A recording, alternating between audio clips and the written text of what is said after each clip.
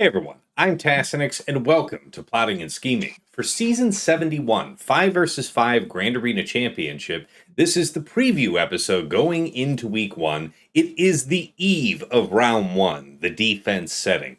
Once more, I am joined by my regular co-hosts, Dagger, TJ, Sasha Aisha, and Fatal.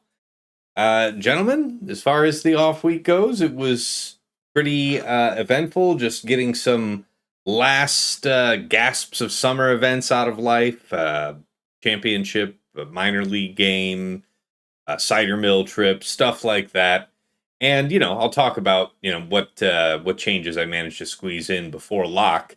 But how are you doing, Dagger? Oh man, I'm here. Done here. Okay. No, I said I'm here. Oh, you're here. Okay. Yes. Yep, here. That's a solid endorsement for yourself if I've ever heard one. So thank you. Yes. I made it. That's right. Yeah, by the way, for posterity, for all the folks at home, we were meant to record this last week and we just didn't get it done. And now we're going to get it done here starting at just after 11:40 p.m. Eastern. So this is all for the love of the game, Yeah.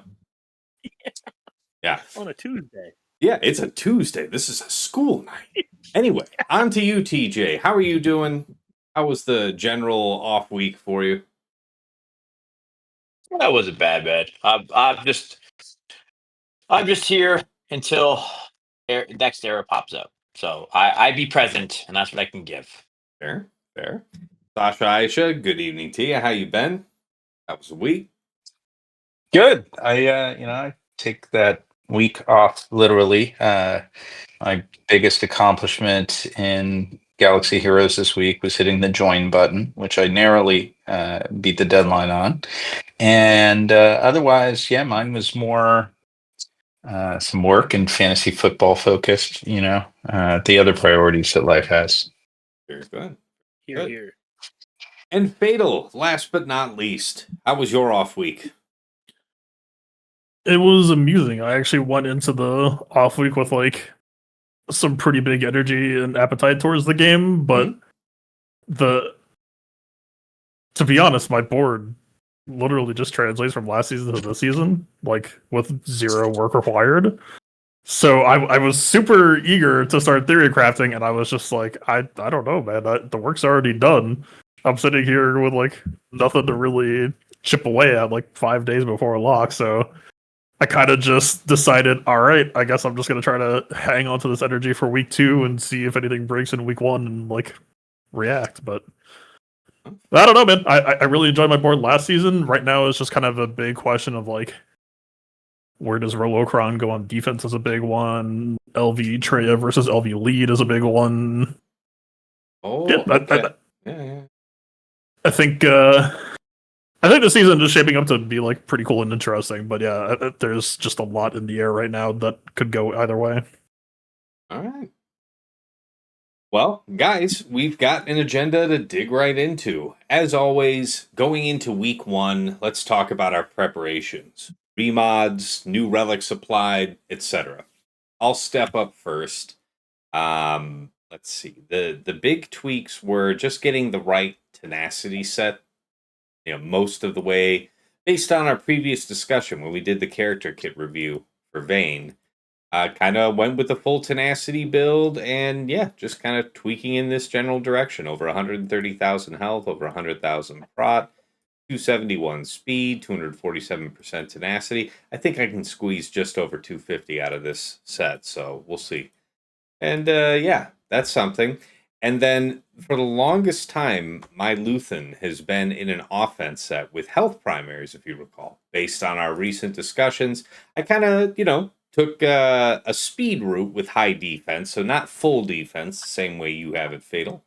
But I did hit the 380 mark, which is, if you're going to be in the speed set, that's kind of the thing to hit up in this neck of the woods. Went with high prot, though. So my guy's going to be tanking, and just about 67% armor. Okay. Yeah. I'm glad that I got that. I should probably do this more often, but when I went to go, prep, I specifically went to look at the last crons so I could be like, okay, what happened last time that I probably need to rip out? took Dadbot out and took Luthen back off of health primaries for the anti-Dadbot tech. Got you. Fair. I wasn't even thinking about that. But yeah, reasonable mention. And sorry, Fiddle, quickly to clarify, you moved to speed or offense as priority instead of health?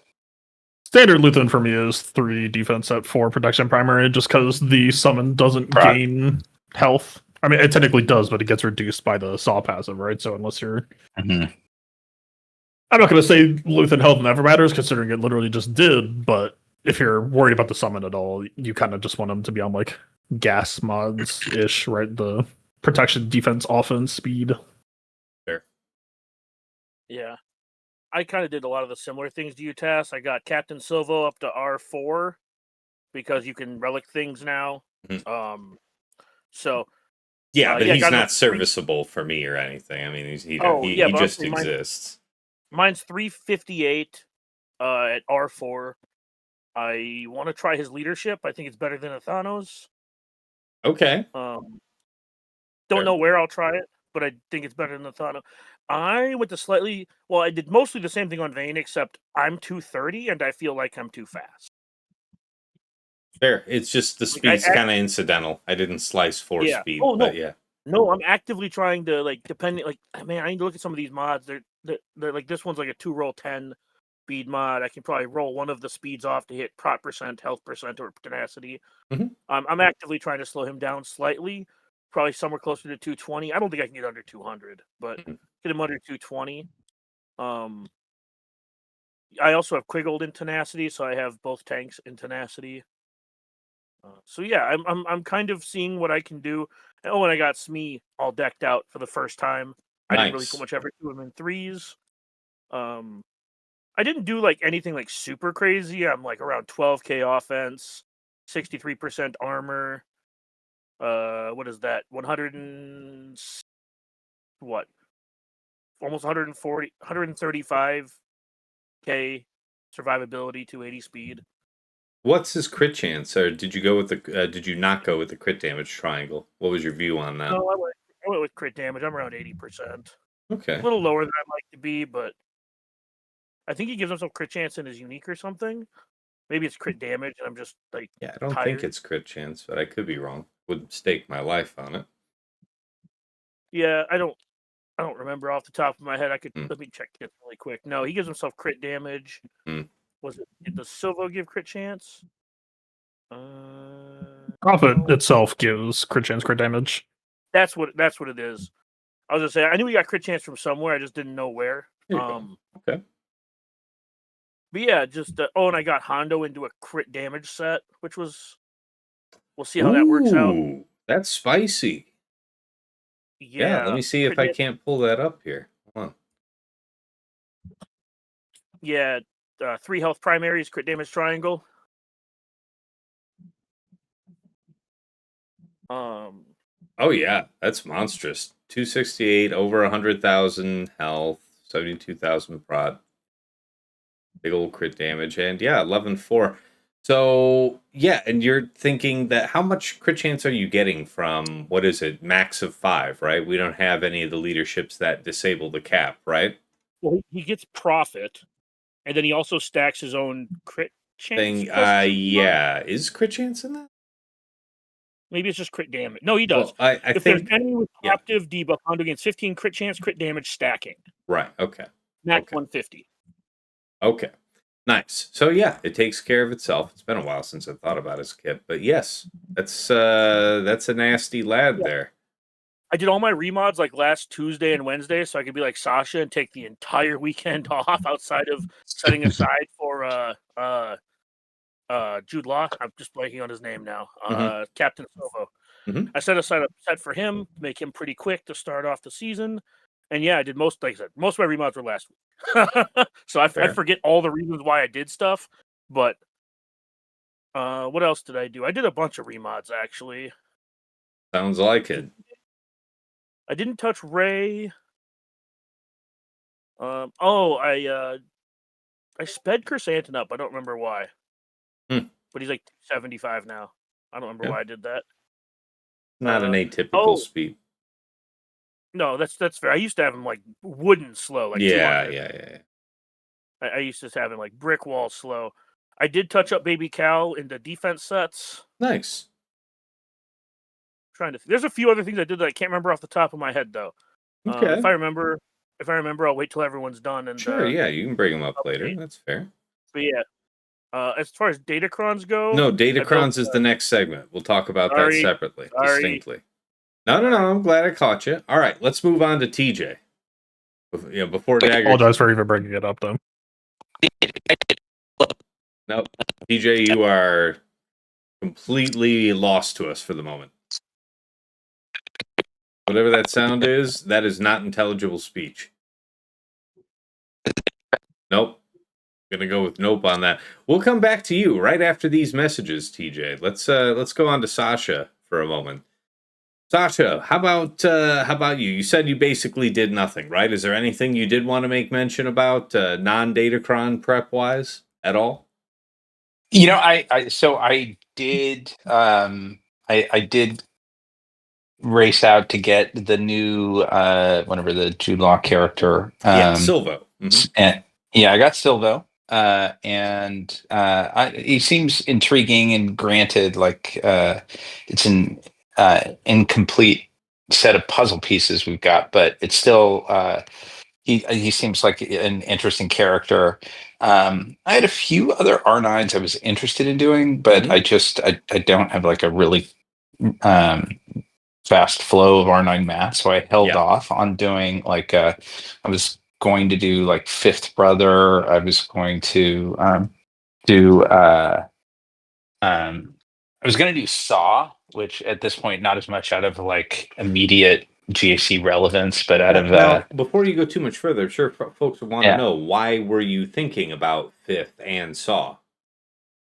So Fifth Brother was less about the Inquisitorius Datacron set that's out right now, and a little bit more about his ship. I've been feeling like his ship has been veering off to the right because I have an R9 Grand Inquisitor and an R8 Fifth Brother, and I feel like I need them both at R9 so I can maximize that ship.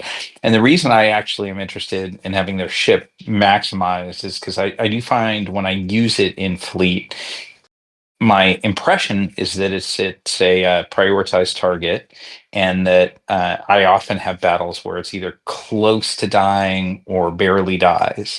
And so while I look at the stat difference for R8 to R9 on those guys on that ship is fairly marginal, those battles often come down to like pretty tight calls on the health of that ship. So it was really for fleet, which is out of character for me. But and then for Saw, honest answer, I'd say like first and foremost, it was primarily out of respect for Forrest Whitaker and the character in Andor. And I love that dude. I thought it was just awesome. So I'm like, he's a guy I wanted to just take to R9. And Sure. he was obviously really impactful in the most recent meta. And I figure at some point he'll probably have impact again. But I just like the dude, so I was interested in taking him to R9. But instead, I've kind of hoarded a little bit for the remainder of the incoming pirates. So like I said, I took does that mean you've got 2 Relic 9s banked up here for Jude Law and for Hondo? I hit Silvo to R9 already, and I've got one banked for Hondo. And I didn't want to compromise that Hondo plan because I'll rule that out. So yeah, that was it. A little bit of fleet and a little bit of respect on Saw Gerrera's name. Fantastic. We'll see if you make a commitment to either by the end of the season, aside from the Pirates. All right. TJ, checking back in with you real quick. How you looking, buddy? Let's do a 1-2-1-2. Can you hear me okay? You're back with us. Glad you made it back out of static pit. Yeah, all that bit was done to say I've done literally nothing and almost forgot characters that needed to be fixed. Luckily Dagger's in my group or in our pod this week, so I doubt we'll face because he's put a lot more effort than I have in, but I am here, and I did restack some modding to make sure like Ninth Sister was good to go. Also made sure like Second Sister had something on her ready to roll. So just some of the key characters. And then the big thing is realizing that Sid still have his mods on him, so got to swap those out. Who took But those? Who took all those potency mods, I assume? It wasn't really potency for him, honestly. I put him just, I think, to 100 or something like that. He was more stacked at like a health offense. I honestly Okay. just moved Dig that over to that. Second Sister. Yeah, I just moved it over to Second Sister, so I pushed her back up to like 12 something or something like that for damage, just in case she has use, which I think she will. But I did get the pirate team ready, so Nice. Brutus is ready to roll. Vane, I took yours. I looked at you, and you eerily familiar to somebody else I know in my guild. So I kind of took your stampings. Like that looks good enough, man. We'll put those numbers in and see how it rolls for now. So gave it its level sets, but the team should be set. Minus once we get Hondo, right? We'll swap it over. I haven't put the mods together yet, which I think we're all going to probably agree. There's going to be a threshold of speed for Jude. I'm not saying his other names. I don't care or know or whatever. Yeah. And then for Hondo, I'm sure it'll be something along the lines of gonna have some speed threshold. But I just wanted the team ready to go since I expect we'll be seeing him. People are thinking maybe round 2 or right into round 3. Either way, I just wanted them good to go. All right, fair enough. And back over to you, Fatal. Let's talk about your preparations here. Yeah, nothing too significant. Just because I'm kind of letting the greatest hits from last season play out, but just a little bit of minor polish because I don't know if I want Rolocron to be on Bad Batch or on Saw yet. I think there's the idea of Saw Gerrera with like Pow and Scout or Pow and Drogon is like a funny Saw Gerrera Mon Mothma hybrid. Sounds very funny to me, but I think for the quality of defense team that I'm looking for right now, I don't know that it actually makes the cut. Yeah. Okay. Which, I mean, Bad Batch might be guilty of that as well, but it feels like there's maybe like a little bit more sauce there. I don't know. It's a flexible slot. I have no idea which way I actually want to go this season, so it's kind of just up in the air right now. Yeah, other than that, it was just like a little bit of polish on Bo-Katan. Well, and what did you polish up? The speed, the offense, the health, the what? Just making sure that the speed gaps were intact between BAM and IG-12. Okay. Yeah, I Is that with an remember eye on a biting you particular once application? last season, something like that. There were 2 questions at once. What's up? Someone go first. Sorry. I was just. Was that with an eye on a particular application? Like, is LV counter without the Rolocron? Is it some other interesting utilization?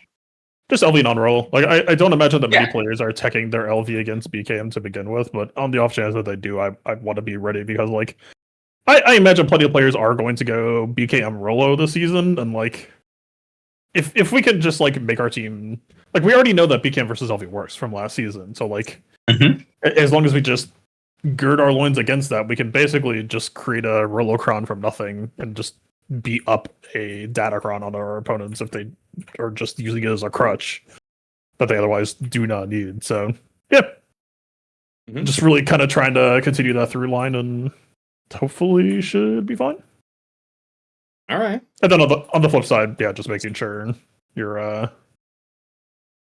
dark-sided clones are health and protection minded. Yeah, to be as resistant to the true damage of BKM as possible, and the birds. So, good call. All right. One of the other really quick. I remember I did fuck it up though. I just saw I fucked this up too because my great mothers and Morgan have the same speed. Oh no!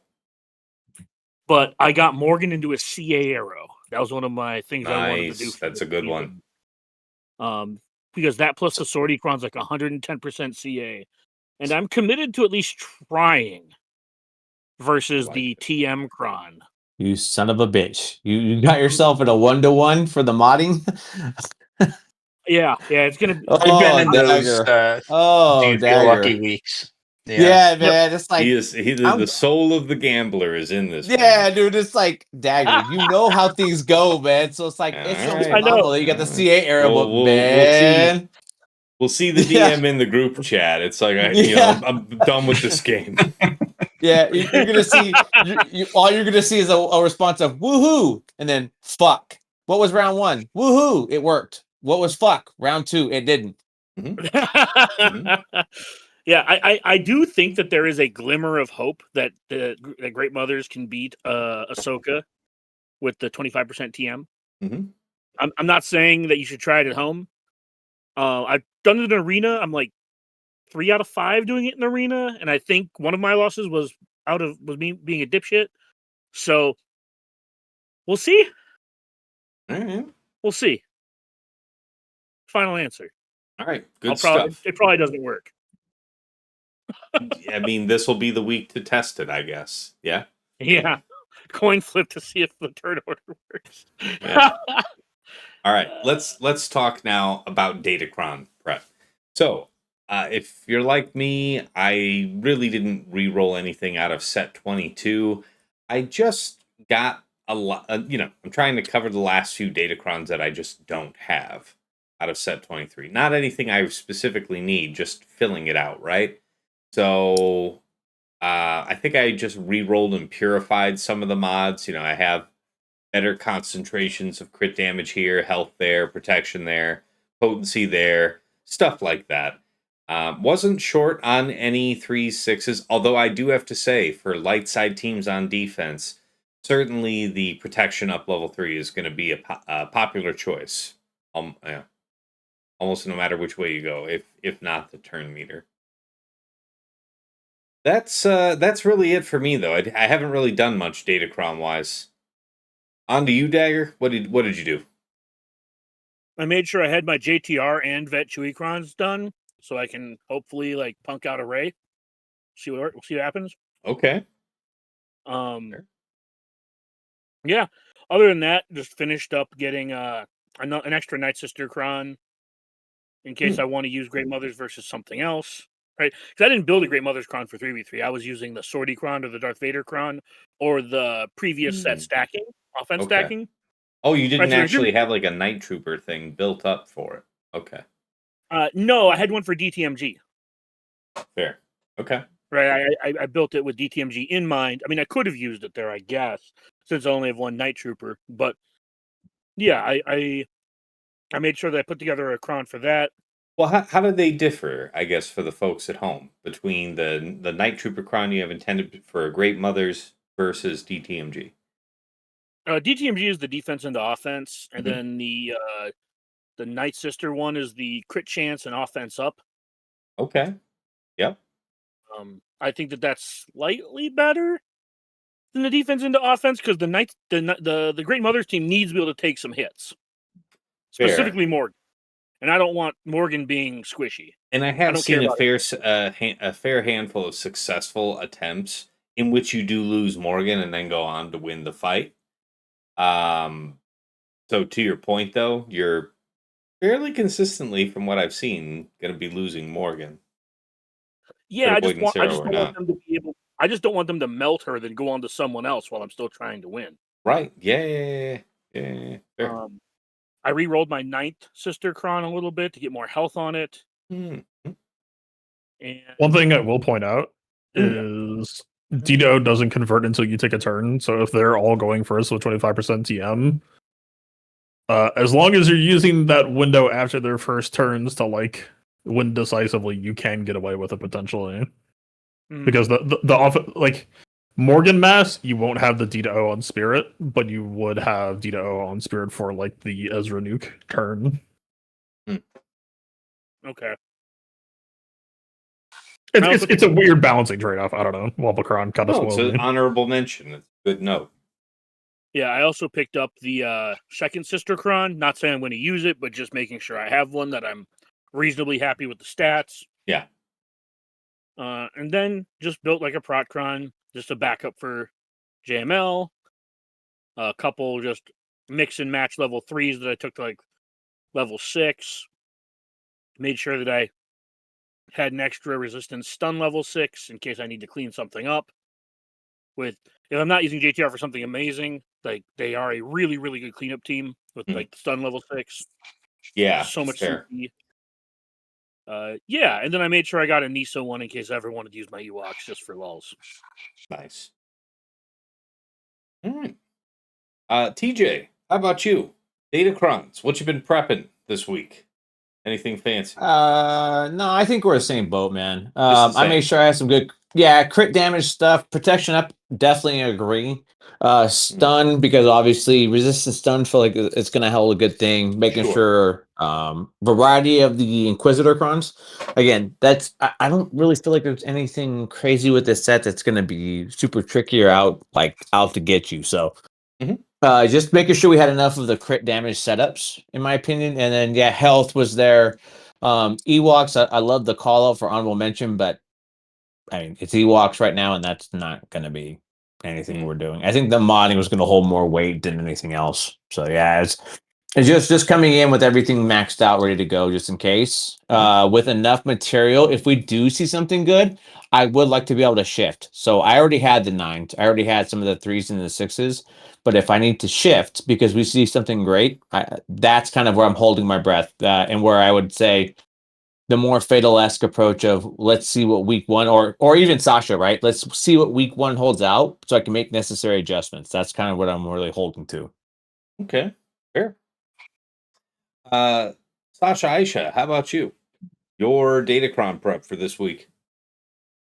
I go so hard and fast on new Datacron sets that I tend to be like pretty well set going into the initial season with it.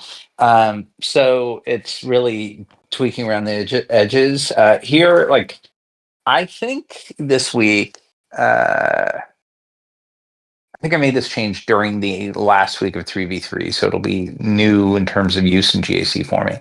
I added a Datacron that was fairly high health and some crit damage with a product level 3.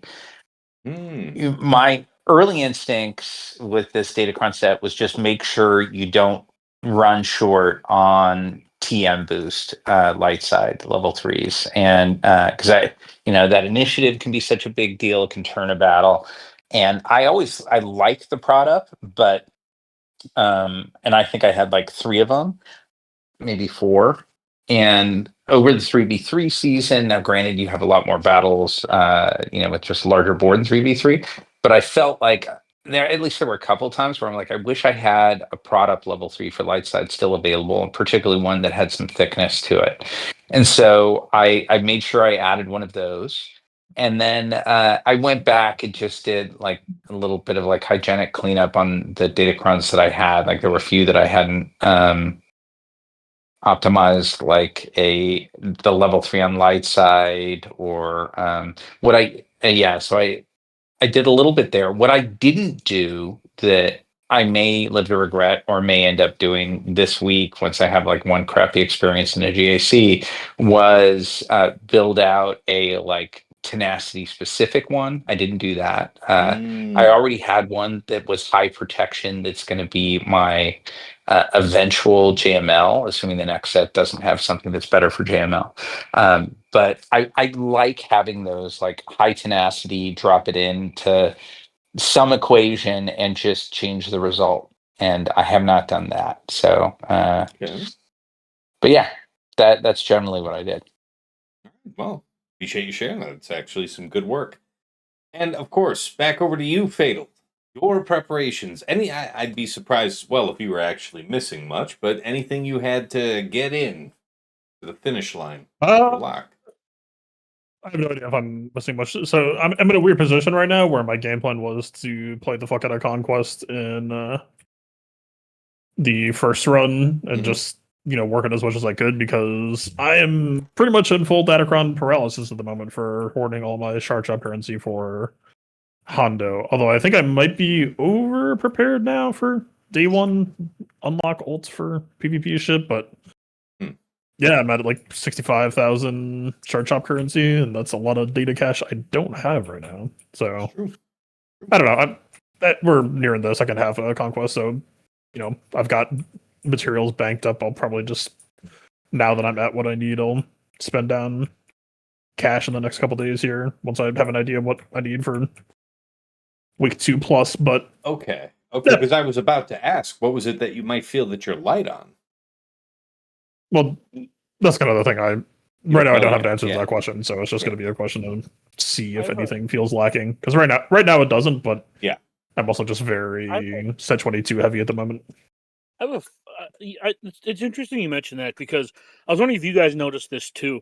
I'm sitting on a bunch of just materials and empty Datacrons, not because I don't want to build them, but because I don't feel an explicit need to build them. And I kind of just want to wait and see with the next set what I'm going to need to replace. I very much agree. Like, yeah, I feel Mhm. very light on this current set comparative to the blue set. I don't remember which set is which. But the thing that concerns me is I think the moment that 22 goes, all of a sudden those health and protection stat rolls might look a whole lot better. And those have been I have like sold like 6 full Datacrons from this set just trying to fish for more stack runs, and like I'm walking away with like 40% health is like my best. I've just been absolutely fucked on those I know rolls. Yeah, I haven't started fishing super hard for Datacrons because, like I said, most of my level 9s are currently minimum rolled, like just the 20s. So I can do what I need to do later, hopefully. But yeah, and it's not that I don't think the set's good. It's that I don't know where to go because the level 9s and 6s are so narrow. Yeah, no, I think that's it. After you get these core crons that most of us have long since had, it is about getting all these different stat sticks, and yeah, that's a great piece of advice for people. So shore that up if you don't, if you're already covered for your 3s and 6s and the few 9s that matter out of this. Get all your stat sticks. So you're farming Sector 1 a lot, you're farming Sector 4 a lot, and then presumably, guys, Sector 5 a lot for reroll materials. I actually took daggers, which is I'm cutting off dagger talking about it, but Sector 2 as well to get the cash. He brought up a great point, and that was like people will go 1 or whatever it is in 4 and 5, but it's like if you're skipping on 2 and we can get to 100 million, why would you not try to get yourself as close as you can to the point? And I actually see a lot of value there, especially coming into the next conquest set. It's going to be the next FDC. So his call out, I would wholeheartedly agree. Make sure you get that too as well. Mm-hmm. Yeah, I've been spending a lot of time on sectors 3 and 5 this conquest because Sector 5 is Mark 3s plus rerolls. Sector 3 is Mark 1 and Mark 2s. I have a pretty good amount of data cache, and I just don't want to farm more right now. I think I have like 35 million. Yeah. And I can get more with Shards Up currency, etc., or crystals. I just don't want to buy more at the moment because, like Fatal said, I'm kind of in this like Shards Up currency freeze of I'm not going to get him. I'm not going to get Hondo day 1, but when I do get into his event, I want to, within a reasonable amount of time, expedite his release. Plus, I want to save up for the crowns from this next set because this set is so narrow. I expect like pirates are one of the factions, obviously, from the next set. I think we can all guess, but I'm willing to bet they're going to do 2 large factions. Okay. Or at I least think one that's large pretty faction. fair. I think that's a pretty fair assessment. Because this was 4 small factions. Yeah. The Datacron meta is going to feel pretty tame if you don't have something to replace the impact of all that defense leaving the board when set 22 That's expires. kind of why I've kept myself at a 50-50 split, right? A lot of what I took over, and I'm holding right now, but I've tried to keep it at a pretty angular 50-50 dark and light, but trying to push the numbers where I think they're going to hold relevant has felt conducive to each set that's come out. Being pretty even on my numbers, obviously leaning towards like I agree with Sasha when I didn't call out, and it's true. The 25%, I did push some into those as well, but you only need so many, in my opinion. It holds some kind of advantage point, but keeping clean on here's some dark stuff, here's some light stuff usually holds a good amount of weight when you keep that center and you try to keep that realm of 10 and 10 or 15 and 15 or whatever it is. I don't know if the level 3 from the dark side is bugged where it says you gain 3% health and protection every time someone grants you a buff. It says it's locked to once per turn. But it doesn't seem to be locked to once per turn. Oh, interesting. So I picked up a couple of those, and I'm not ringing any alarm bells. I'm just prefacing this by saying, personally, every time I see accuracy up on a Datacron, I pick up 2 to 3. Just because I'm trying to, not saying you should, I'm just saying it's get in the back of your mind, maybe pick up 1 or 2. Not saying that evasion's going to be in the next set. It's just, we forget how much evasion is just baked into kits. True. Yeah, There- there may be an upcoming Datacron meta where you'd be grateful to have that against a resurgent Balin on defense. Like Balin isn't Yeah. great on defense right now. He may be in the near future. I used the level 3 to beat a lone Ezra. Mm, Evade this. You know what I mean? Like, Mhm. it aided me because I knew the fight was going to take like 2 minutes because you can't assist on him. He's just thick. So I knew it was going to take like 2 to 3 minutes to chew through him. So giving me the ability to actually hit him was really nice. Fair. Good There's- points there. Yeah, we kind of kidnapped your moment there, Fatal. Other prep that you were doing is. No, I think you were about to say something. No, I don't have any more prep. I was just gonna follow up on some stuff that I thought was interesting. Please. I don't know if I diverge massively here, but I have pretty much stopped Sector 5 altogether ever. Oh, yeah. And I was gonna say, I admittedly I haven't done Sector 2 in ages, but I think you get more data cache on Sector 1. So unless you're specifically like interested in Mark 1 plus cache, because I know Which- Sector. That's why I do it. Which node is you talking about the sector? Are you talking about the one with What about the? the Mark 1 and the data cache in Sector 2? No, yeah, that's I what know- I've been doing. Yeah, I do that sometimes just to make sure I have some, because I have like a total of 200 Mark 1 right now. That's pretty That's low. the- Yeah. that's Actually- what other one is a data cache? Is it the one with the DC as It's well? Sector 1 and 2. Sector 1 is the Datacrons and cache. Sector Yeah, 2 no. is cache. The only reason I don't do it is because I don't want a red dot. So if we're talking my sole reason, yes, the Mark 1 is nice. I don't want a red dot because I max. Because you're already I try to live. capped. Yeah. That's it. Yeah. And that's the only Unclaimable reason. Datacron. Yeah. Oh, I can't do it, Just man. I'm an sorry. annoyance, yeah. Yes, so it's I've done like it, yeah. that will kill my ADHD brain if I have to see a red dot for unless I'm causing it. It's no thank you, sir. So yes, that's the only reason I don't go there, but agreed. It is nice to walk out of the set with a good cache of everything as much as possible. Yeah, That being 'cause- said, I find myself farming Sector 3 probably the most these days because it gives you the most Mark 2, and I don't find myself ever running out of Mark 3. Interesting. Yeah. Sorry, go I ahead. mostly reside on Sector 4 just because Mhm. if we're talking set to set transference, it's pretty nuts if you are a big conquester to be able to just go into the next set and have like, around 1,000 to 2,000 Mark 1 Yeah. and Mark 2 rerolls to just like. That's true. It's funny that you say that because I thought about it and it's like I honestly don't. I kind of agree with you, Fatal. I didn't even think about this as we were going, but as we've gone along set after set, my 5, what I would call spam, has definitely subsided a lot because I can just get it on 4. And Well- and I naturally every set, I honestly every like shop refresh, I go grab out of the shop. And to be clear, the only reason I'm farming Sector 3 a little bit is because I'm on, not spending shard shop currency.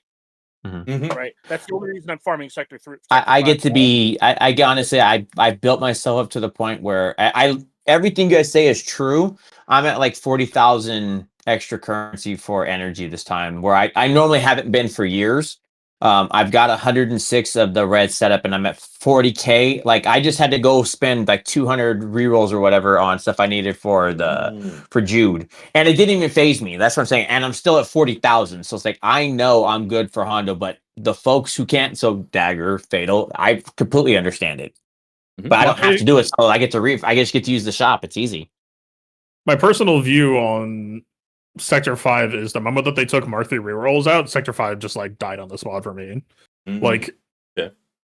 I feel like if you do the math on how like the value of what you get on like one refresh going into Sector 5 versus Sector 4, I feel like it would be god awfully favored towards 4. Like I don't even. Sorry, what were you saying? I'll say 4 has the benefit of translating later if you don't use it now as well. I think just ever since Sector 5 lost its Mark 3 reroll mats, that just meant that Mark 3 rerolls are just in such a scarcity that, assuming that you're a heavy conquester who's able and willing to just keep getting data cache, keep farming Sector 4, and keep rolling up crons, like, Sector 4 basically is the new Sector 5 now, where, okay, you spent your 220, 7 to 9 rerolls and didn't find what you want. Go roll up a new cron from scratch rather than spending 40 cost rerolls and, go again. Because at this point, level 1, level 2 rerolls are shard shop currency, data cache is shard shop currency. Depending on where you're at in the game, you either have it in abundance or you don't. But if you have it in abundance, and I'm just like looking for bottlenecks to brute force and bottlenecks to have to respect, it feels like fresh rolling crons and dealing with 789 RNG is kind of like the Datacron end game for me. So that's why I tend to go so 4 centric. Makes sense. And hell, even like, I don't really do this, but if you really needed to, you can charge out currency the Mark 1 Datacron building materials if you're like that pressed for But yeah, I mean, like you said, Sector 3 is pretty damn good, so I don't really mind dipping down as needed. Yeah, it's not like I'm spending days on Sector 3, right? It's like when I say to not forget that because I've said this before in other videos, don't forget that the other sectors exist. Not because you should farm them more, but because like 80% of my farming is still spent on Sector 4. Yeah, just actually pay attention to what your needs are and know where that can actually be found. It's a fair point. The only thing I do say is when a new set comes out, I find myself rushing to Sector 3 instead of Sector 4. Because of your shortage on Mark 2. Yeah. Yes. Yes. And because you get the focus datacrons, which really lets you power through your your data cache pretty quick. So I spend I rush to Sector 3, sit there for like a day, maybe 2 days, and then after it all dismantles, then I just go to Sector 4. But I find that I never have to worry about Mark 1. So I farmed Sector 2 a lot less nowadays since I started going to Sector 3 instead of Sector 4 to start a new set. Mm-hmm. So again, it's all just what you get in the habit of doing. But yeah, Fatal's right. The EV or the effort value of farming is absolutely Sector 4. We'll never really argue that. Yeah, just know that these conversations are more in addition to and not opposed to. Mm-hmm. I know sometimes we talk about it and it sounds like we're saying, no, do this instead. And it's more like, do this as well. Fair. So, all right. It sounds like there won't be a lot on this next point here, but I'd be remiss to not ask the group, and this is just open to the floor, so chime in if you got something. Any interesting teams that you're comfortable with sharing, to the crowd here, that you're looking forward to setting here in week 1? Anything new? Obviously, everybody and their mom's going to be running some type of Ray with the prod up. I know, Fatal, you mentioned a couple crons that you were setting up, so I guess that implies that there would be... I'd be surprised if you were setting up a cron for Bad Batch for defense. That seems unlike you, but I don't know. What do you guys got cooking, though? What do you got to share? Step right up. Don't be shy. Damn. So I don't.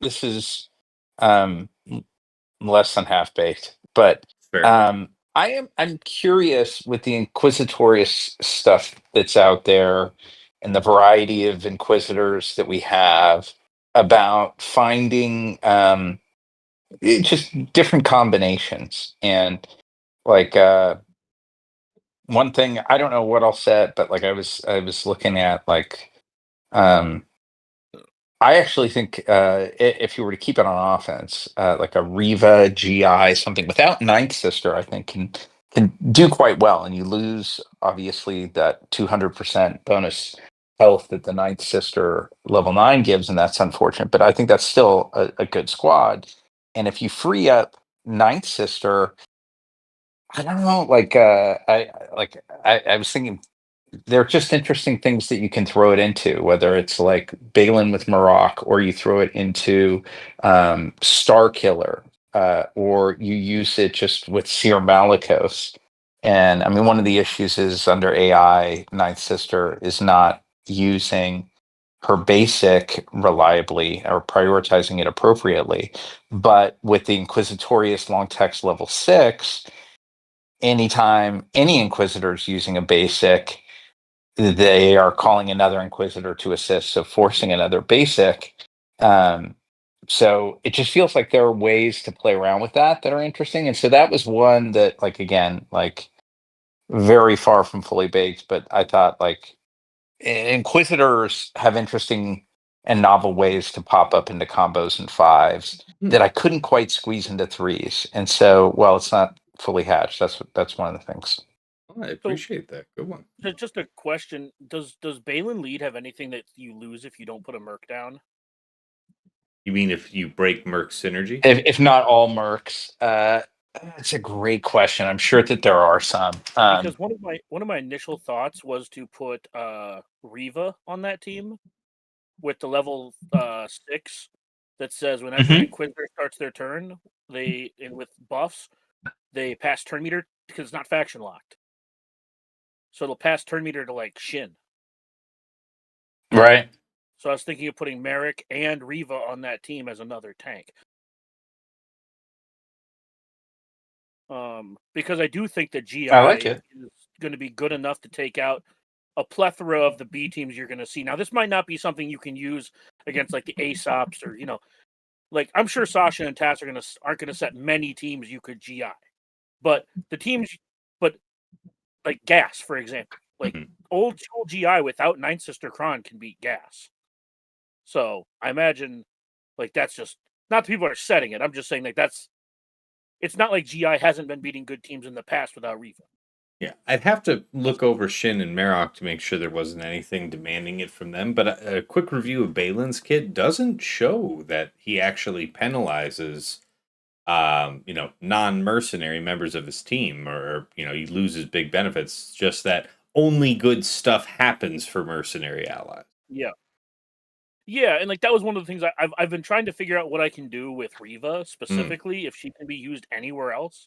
Not saying that she's not necessary, but yeah, like if you're saving Riva for offense, I feel like you're using her to punch down the vast majority of the time. So if that's the case, I'd almost rather just like. Plus, right now with Night Sister and all the extra health, I feel like they're a pretty good machine at getting like 64, 65 as well. With the long text level 6 just melting other teams because you just stack expose. Well, that's one idea. Sorry, my apologies. No. All I was going to say is, who was next with maybe another team they aren't interested in seeing how it performs this coming week. I want to see what I can do with Mon Mothma on offense. Okay. I think the Rolocron opens up a lot of interesting possibilities. True. This goes back to what I've said before about Mon Mothma can beat GLs. The question is, do you need her to beat? And the answer to both those questions is yes, but why? So yeah, the gambit there would be that by keeping that for offense, you would be able to set a defense heavy enough where that's actually worthwhile. Correct. That was my initial thinking, at least. Yeah. I have a few ideas of where I'd want to use it. I don't want to go into too much detail, but I mean, GLs aren't safe from non-GL teams. Just in general, I know. I don't even know how much of this I can say. That's something tapping, booping your mic, Fatal. Got a cat booping your mic? Not that I'm aware of. Okay. Heard something like booping the mic. Like Fatal can correct me if I'm wrong, but I think he's even gotten Bad Batch to beat Ray. Oh, or maybe that's a theory craft. I kind of want to try that. I don't know how reliable that is. I did actually put that's one other team that I actually put quite a bit of love into their mods just to bulk them out, especially Crosshair. Put a lot of love into Crosshair. Nice. Have to let us know how that goes. Yeah. As far as defense teams, I'm really struggling with what to do with Ray. because everyone and their mother's going to put Stickray there, and I don't think that's good. Mm-hmm. And by good, I mean I think that's not the meta thing to do. Do you I think, think Stickray goes there? I think that's interesting. That I don't Stickray think goes it there. goes there. I think that there's going to be a ton of people defaulting to putting it there. Yeah, There or either there or with Sear. I You know think what it's well, so here's the funny thing you talk about, and we did it, and I could still see it in Sear is fine. It could also be the Sear Riva split and putting the Riva lead with the Stickray or something else to do funny shenanigans. I think the comp. Yeah. You see what I mean? Your split Yeah, offs. but- I honestly I agree with the fact that GLs I think are dead on defense right now. Mothers can go take care of almost all forms of Ahsoka. You have Wampakron now with the full might of the team. You are a scary sight, right? So it's like the off metas are there. Your question now about Inquisitors. I think it's pretty safe to say if you try this JMK, what's it called? JMK Ezra stuff. I believe Inquisitors are going to destroy that because you have the full 5-man team. We're not limited anymore to, I only got the 3. It's like, no, bitch. Now we have, and I'm hearing Second Sister is a solid setup for that team, like that Kron. Setting it up like that is going to, so it's like, to your point, honestly, I think the B teams are going to be the A teams, and there's a lot less of these. Yeah. I get to go do this, and you're safe. It's like, no, you don't have high bulky defense on everything right now. And if you do, I've got some level 6 shenanigans that are going to offset that for you. Oh, I'm going to go put this on there. Well, cool. My Wampakron loves your stats and your delicious, delicious defense. We'll go put that up for a quick one. Yeah, like especially like for example, just a neat little thing you could try is like Riva, Old Ben, and Stickray with like Savage and Starkiller with a 25% TM cron. That way, like Old Ben gets to put down the TM on. Like I'm not saying it's gonna be a good team, but like I'll bet you that team either like commands Bane or a GL or it. That's why. Yeah, that's why I'm living or- in the world of the Fatal Sasha moment right now. Of like, to make the adjustment, I expect will come, right. I think this week one's going to do highlighting all we needed to do, but we saw a glimpse of what you get to do with the mothers and the Wampakron, and now I have full 5 characters that I get to add in there. That's dangerous. Your Inquisitors, we saw what it started with the 3. I think with the 5, it's dangerous. To your point, Dagger, with that Mericron on Balin, I think there's going to be worlds for that to destroy stuff as well. Where its punch up value is going to feel really good because Merrick's going to love all of these stacks you're doing. I think he's going to take a ton of turns. And I agree. I don't ever remember there doing anything about this. You must be all, because Balin was one of the fun ones we were adding in an offset, right? I think Ninth Sister went in there sometimes. We also saw some other pieces where it's like, this will be a great fit. We were putting I'm trying to think Nest. I'm trying to think of another couple others that we did where it was like, he's great to add this 5th character in just because the Kron attaches, and this will make the team better. Yeah, it's not Kron related, but OG Cal is a classic just because they're all there you go. with it. Yep. But, yeah, but I just know I've been looking through all of my team. Like earlier today, I was looking through the teams when I was just looking at my defense. I'm just like, and I just go through every team that I have like in my like loadout, and I'm just like, unpostable. That's what I wonder is like, fatal, unpostable. I hate you, fatal, unpostable. it is the world of, I can't post all this. Well, you have to post something. So and that's what I mean. So it's just like, for example, it's like the mace. It's like you can't post it because Malgus is too easy now that everybody remodded their BSFs to be the weakest.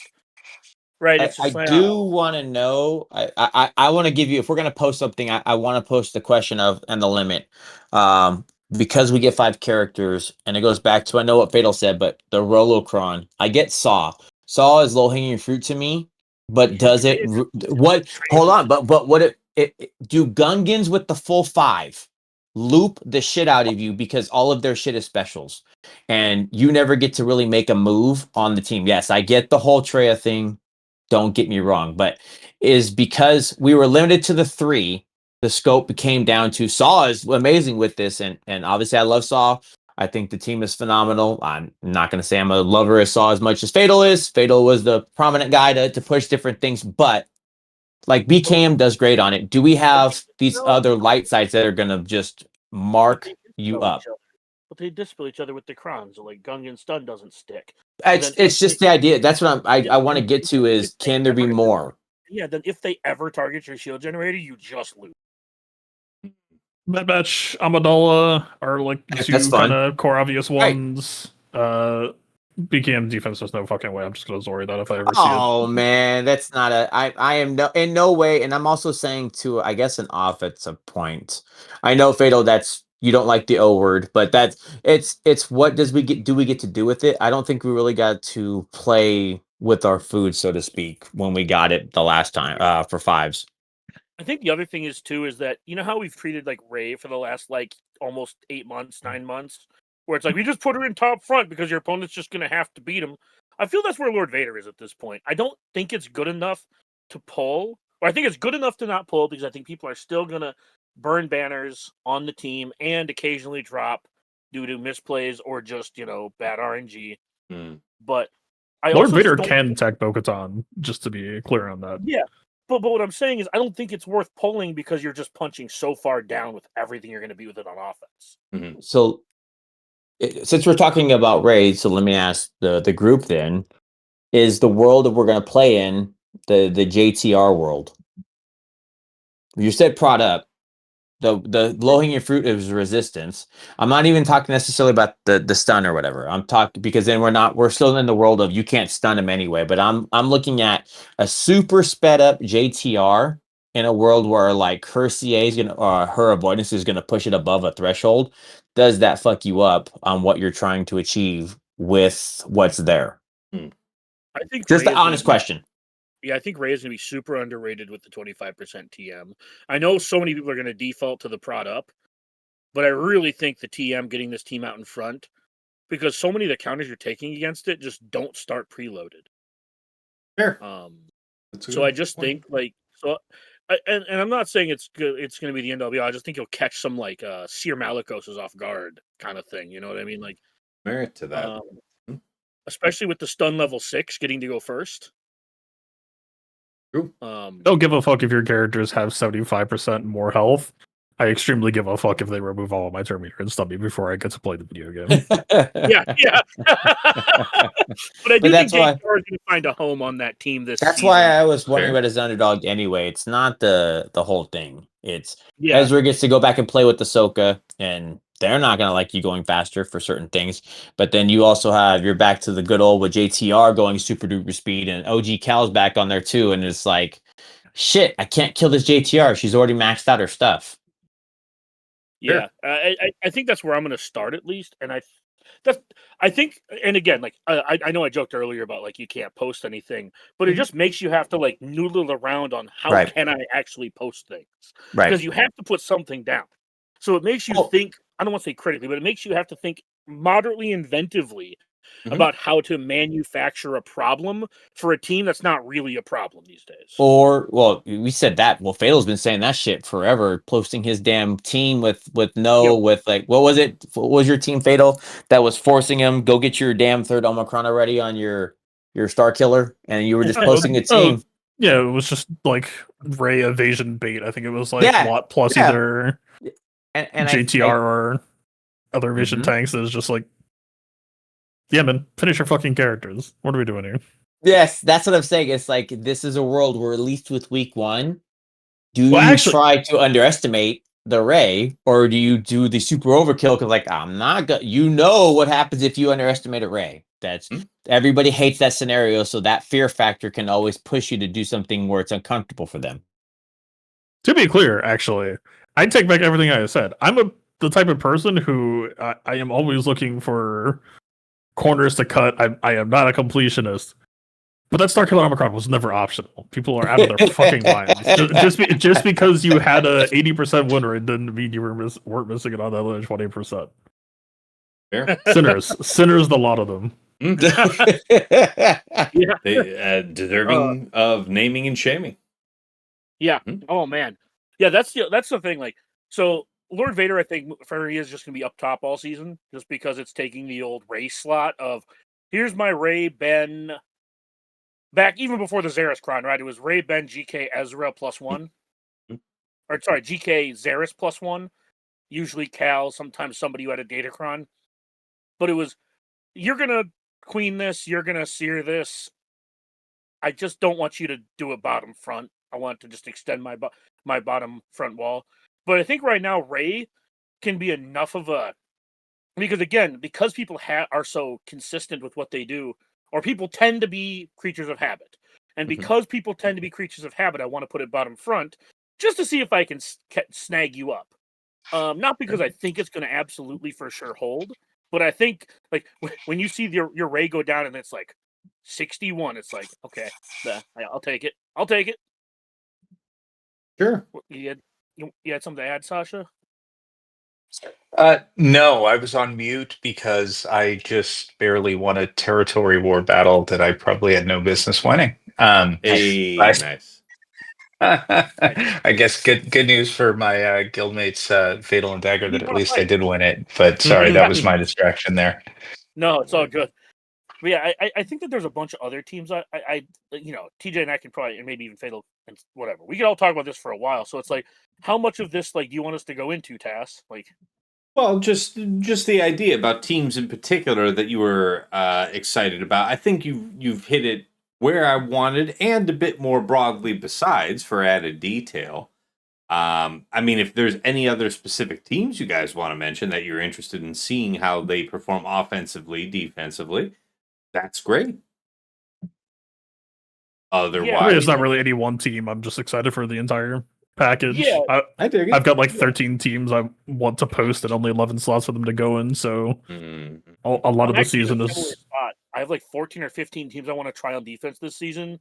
I think out of like 6 or 7 of them, there's like 7 or 8 left, and I think half of those are good and half of those are bad, and I don't know which are which. Sure. So I'm really interested to see which are which. But like I said, I was more interested in talking about the overall like broad stroke strategy of the planning, how I've been looking at this season. Yeah, talking with you gentlemen really gets me thinking, especially looking at what Fatal is able to post and clear with in 3v3. There's no reason why I can't like make my worst team on my defense like Seer.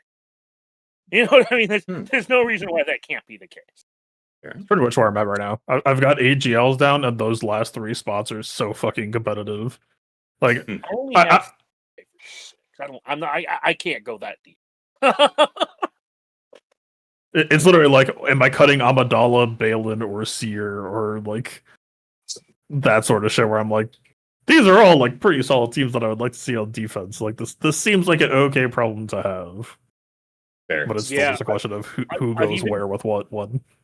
I've even considered like scrapping JMK as a team. Like seriously, I've come reasonably close to That's just heresy. subsuming the pieces. Well, as a matter of like repurposing Cat or what?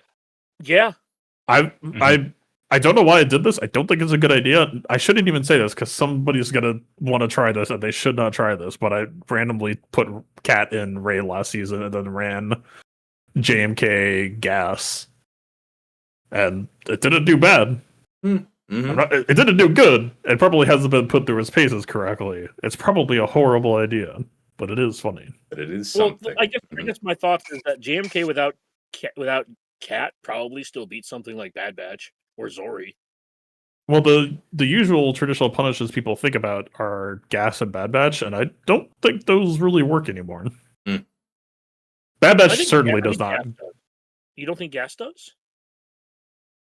Gas against a damage reduction Plo Koon or whatever tank is in there with enemy General Skywalker biting your ankles and increasing your cooldowns. I don't know.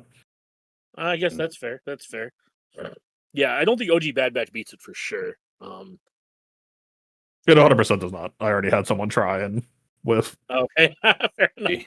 The Gas I'm a little more interested in. I think that could be closer. Although I see where you're coming from. Yeah, it's weird because I think, man, if you could justify, like, if there was a world where you could justify putting Cat with Ray with Terminator, like that just seems kind of disgusting with Ben. Gruesome, yeah. I have Ray, Ben, Barris, GK, Cat with light side, 300% defense. Yeah. Plus Bear survive. Yeah. Just Bad bitch. Yeah, and that's kind of like it's interesting when I think about defense this season because I'm not by no means do I have like the puzzle like solved, but just seeing the puzzle in my head about I'm getting better at seeing where teams kind of fit in my personal scheme. Now everyone has their own different strategy and scheme that they prefer. Like Fatal likes to set everything, and I don't do that, but I do like to test to see how much I can actually set.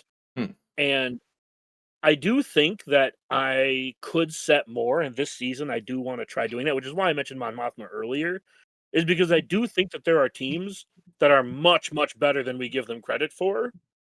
Like especially with these resistance crons, Zori and like JTR probably punch way up. Yeah, it's And just you don't really have a lot of latitude to experiment with B teams like that in our neck of the woods. Like, unless there's a specific counter, it can be pretty punishing to take a risk like that. So that's the trade. well, yeah, but I'm not arguing that. But Yeah, I at know a you know. certain point, the risk is how you win. Sure, maybe Yeah, so. and that's kind of where I'm at. Like, I don't think I'm going to take all the risks at once, right? It's Yeah. week one, Mhm. try the thing. If it works and I feel comfortable, and I feel like I can tinker the mods to make it slightly more consistent on some of the pinch points. Like that's why I'm so hell bent on trying this stupid Great Mothers versus the turn meter. Not because I don't think it, not because I'm like, oh my god, it's not going to work, but it's how close is it? Mhm. Especially now with the CA arrow on Morgan, it's like how close can I make this? Yeah, fair. You do You got to get also those have- speeds relined. But You do have a potential triple turn against Ahsoka too. I almost don't want to say this because I think it's kind of fucking lame that it's true, but you could literally just fork Ahsoka between Great Mothers, Zori, and Sith Eternal Emperor right now. That Ahsoka's kind of just fucked no matter what you do, and it's up to the Ahsoka owner to guide the outcome to whatever they want to trade with. Yeah, because I think Zori's even more consistent with the current crons. Like, and when I say more consistent, I mean closer to like 90% if you know what you're doing. Mhm. Fair. Like, I think Zori's as close to a dunk as it's ever been, and Livid beat mine without resistance crons. All right, guys, I got to transition us over to our patron questions. All right. I know we could sit there and talk about our plans in some form of detail for another hour at least. But yes, let's get ready to dig into some of those. Wait, hold on. Are you cheating the folks because we started late? What do you mean? Are you cutting us off so we can get done in an hour and a half because it's late? No, I want to make sure we get the questions done within our normal recording period. I'm just giving you shits. Give it to somebody else. All right. First question up here from Banja. I know Fatal has said he feels like 3 vs 3 and 5 vs 5 have swapped places in terms of enjoyment / viability, I guess. How does he and the rest of us feel about the defensive viability in 5 vs 5, particularly given the quote-unquote weak crons in this latest Datacron set? So for those who don't know, historically, I've said that 3v3's meta was always like evergreen, healthy, super enjoyable, and that 5v5 was a mixed bag. And then, recently that sort of flipped, and like 5v5 has been pretty solid for me for the last like 3 or 4 seasons, and 3v3 felt pretty rough. But I'm kind of glad that it was on record. If you go back and look at the week 3 podcast for 3v3, I think was the main one, but like really the last 3 podcasts kind of went through the full arc of it of like, damn, this season sucks, and then by week 3 it's like, okay, no, I'm figuring shit out. Honestly, I think my relationship with the game has changed a lot in the last month. That like, I think I'm feeling pretty good with where both seasons are at the moment. That it feels like there's plenty of room for opportunity, and honestly, I think a lot of my gripes can be just kind of boiled down to skill issue right now. I mean, for the conversation, I know we were kind of dragging out of it, but a reference back into it. We were talking about like trying a counter and the risk involved, but I think there's really something to be said for being more deliberate in your losses, and like I think especially for my playstyle right now more than other, there will just be times where the correct choice can be to deliberately throw a match, like deliberately just try a fight, and like, I mean, you don't necessarily like. I'm not saying like I'm gonna test Ewoks versus Lord Vader, but like, you know, you take a matchup where you have absolutely zero idea on whether or not you're gonna win, and you could know that losing that match will just, or losing that battle will lose you the entire match. But the data that you get off of that fight could put you in a more dominant position for the rest of the season, and like, you know, I'm not someone who ever really wants to like lose a match on purpose, but if you have a season where you go 8-1 or 7-2, that I don't think most people would complain about that. I think that's a pretty okay position to be in. That like, Sure. Yeah, no, I don't know. I feel good about things right now. It felt weird to kind of show up empty-handed this week, but that's mostly just because I felt pretty good about things already. That I don't want to change what isn't broken. Oh, that's fair. Yeah, the game feels pretty healthy for me right now. I'm not going to say the problems aren't the problems. That like efficiency is still pretty favored, but I think heavy defense has a scrappy underdog position, and that's kind of my favorite place to be in. So. Yeah, I do think that if you have opponents that have the propensity to cheese, I don't know that you can risk going heavy because there's less real estate to pull off a caper, you know? I've been fighting people from Phantom's Menace and making them be upset, and I've got those another one this round. Those are tough guys, so good on you. Those, you know, yeah, top of it. Yeah, I mean, after inserting all of the, you know, efficiency sucks, blah blah blah, right? All those rants we've all had ourselves, and maybe come to terms with, maybe not. I do think coming off this 3v3 season, maybe not quite. I'm not quite to where Fatal's at with the acceptance part of the game, but I'm definitely going through the stages of grief, not Karga, regarding this game, because it's not the game that I loved from 2 years ago, and I have to stop pretending it is. So I have to either come to terms with the fact that I am going to find. I have to come to terms with the fact that I either have to find ways to enjoy the game, or instead of complaining, just walk away. And walking away is not really an option right now because I still really like the game. I think the game is meta-wise relatively healthy, outside of board issues. And again, not trying to rehash any of that stuff. And this last 3v3 season, I did have a ton of fun. And the 5v5 before that, which is rare for you. Which is rare for you. Yeah, like I said this the last 3v3 season too. Like the last 2 3v3 seasons, I actually had, I don't know if fun would be the right word, but I felt rewarded. I felt rewarded for putting in effort, which in itself is a version of fun.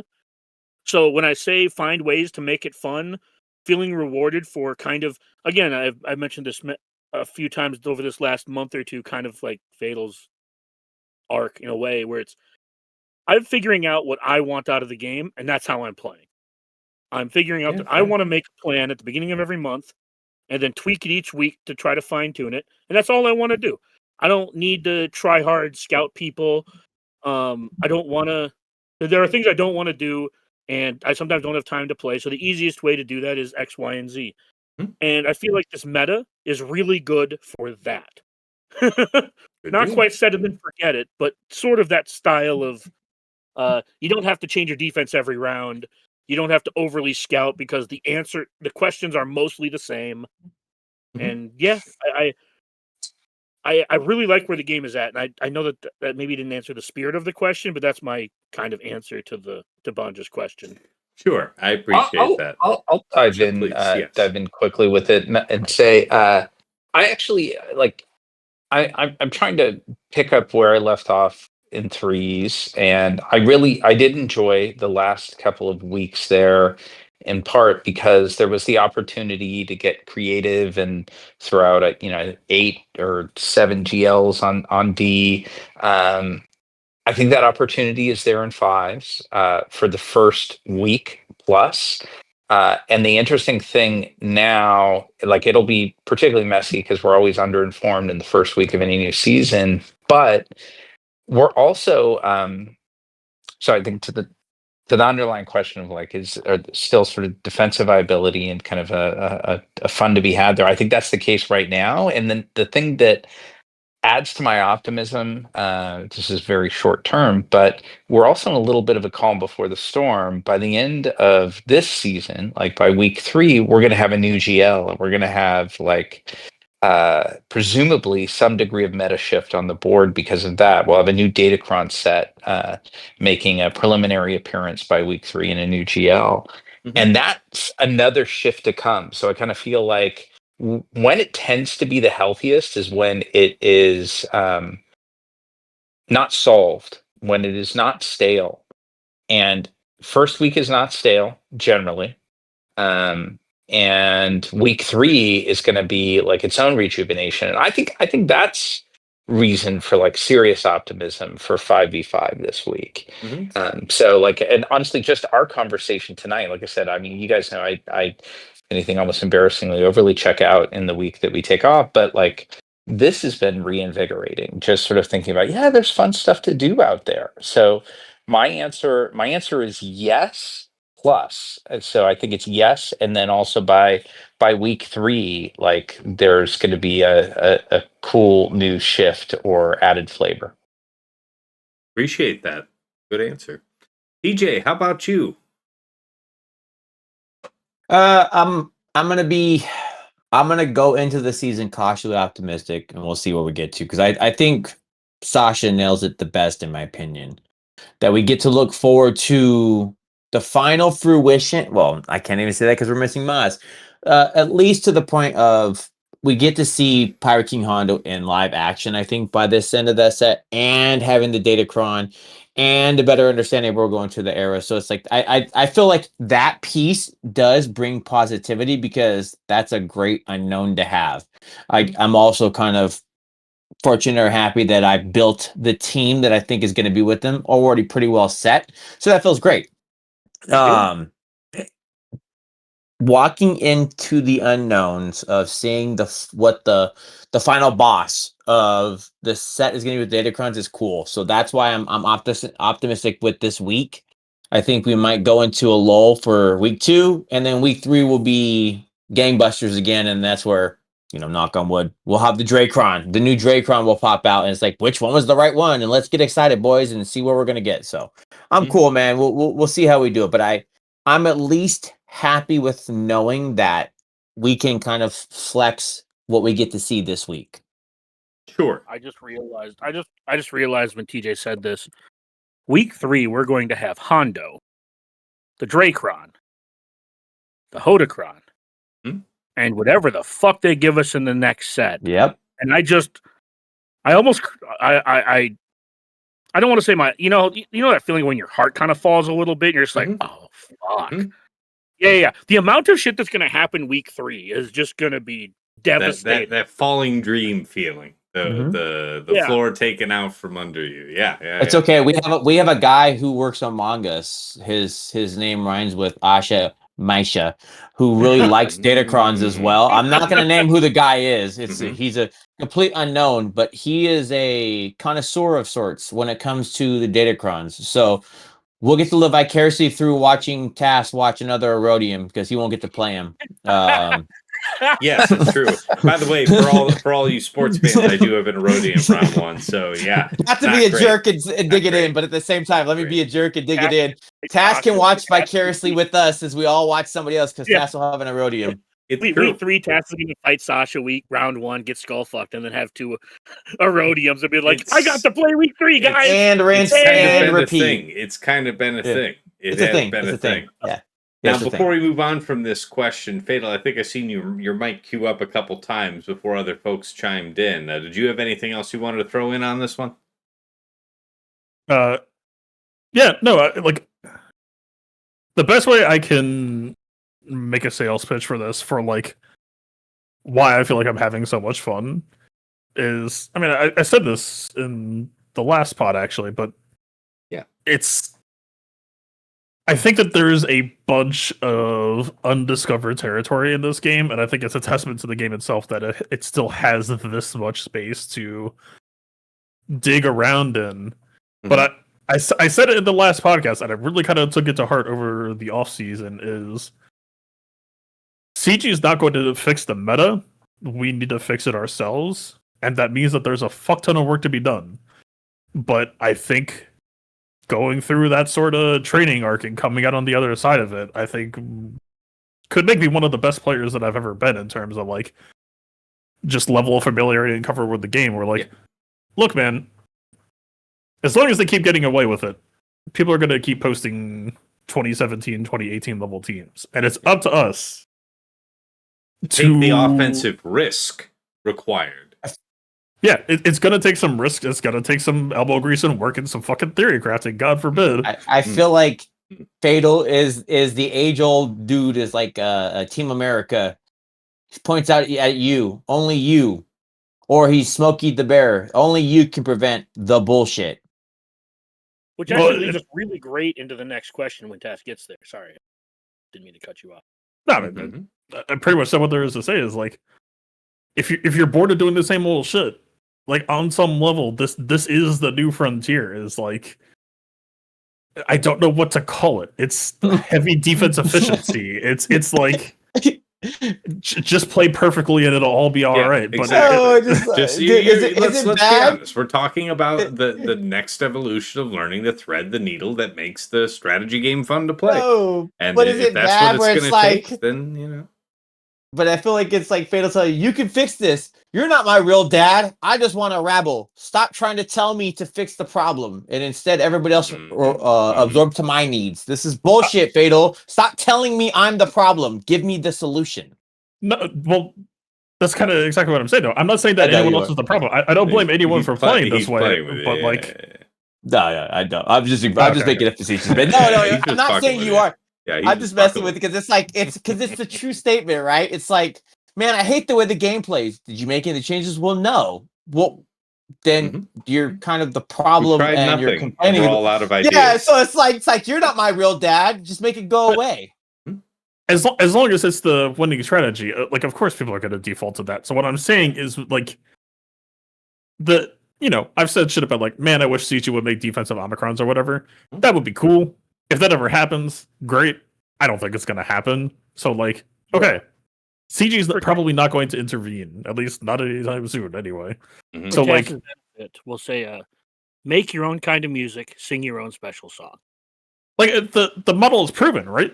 I did this, like I said, I did this shit in ships. People got me to stop. It's doable. It's just a matter of, like, doing the work, finding the holes, and telling people to stop being so fucking corny, right? Even my grumpy ass 3v3 is enjoying 3v3 more than 5v5.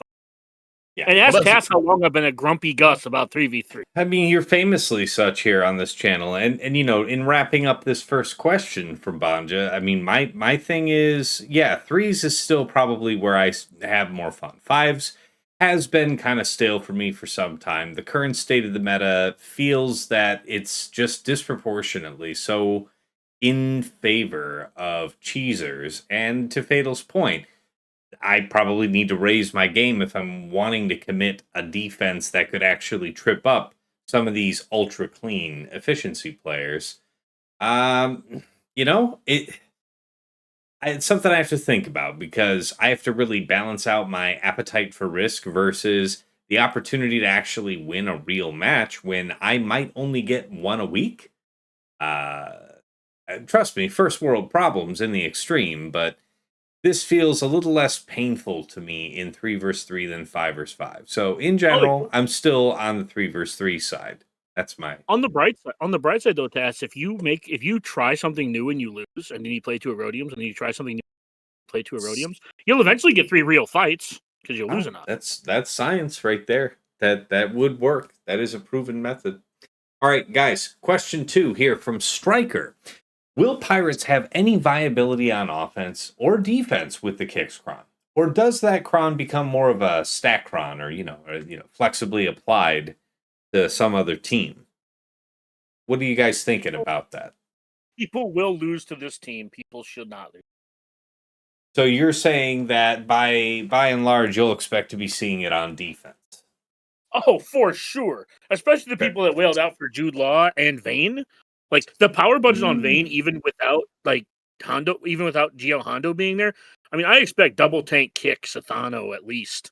You know? Maybe, and with SM33, maybe Jude Law lead. but I definitely expect to see this. Maybe not every round.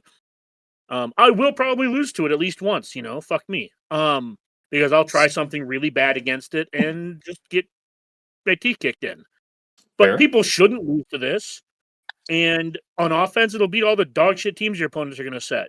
Somebody's going to set Ewoks because I think the Kron makes them settable. I know this because the last time I was in the top 50, we had Ewok Krons. 2 out of the 3 weeks, there was an Ewok team in the back waiting for it. So you'll find a use for it a couple times this week if you got it. Fair. All right.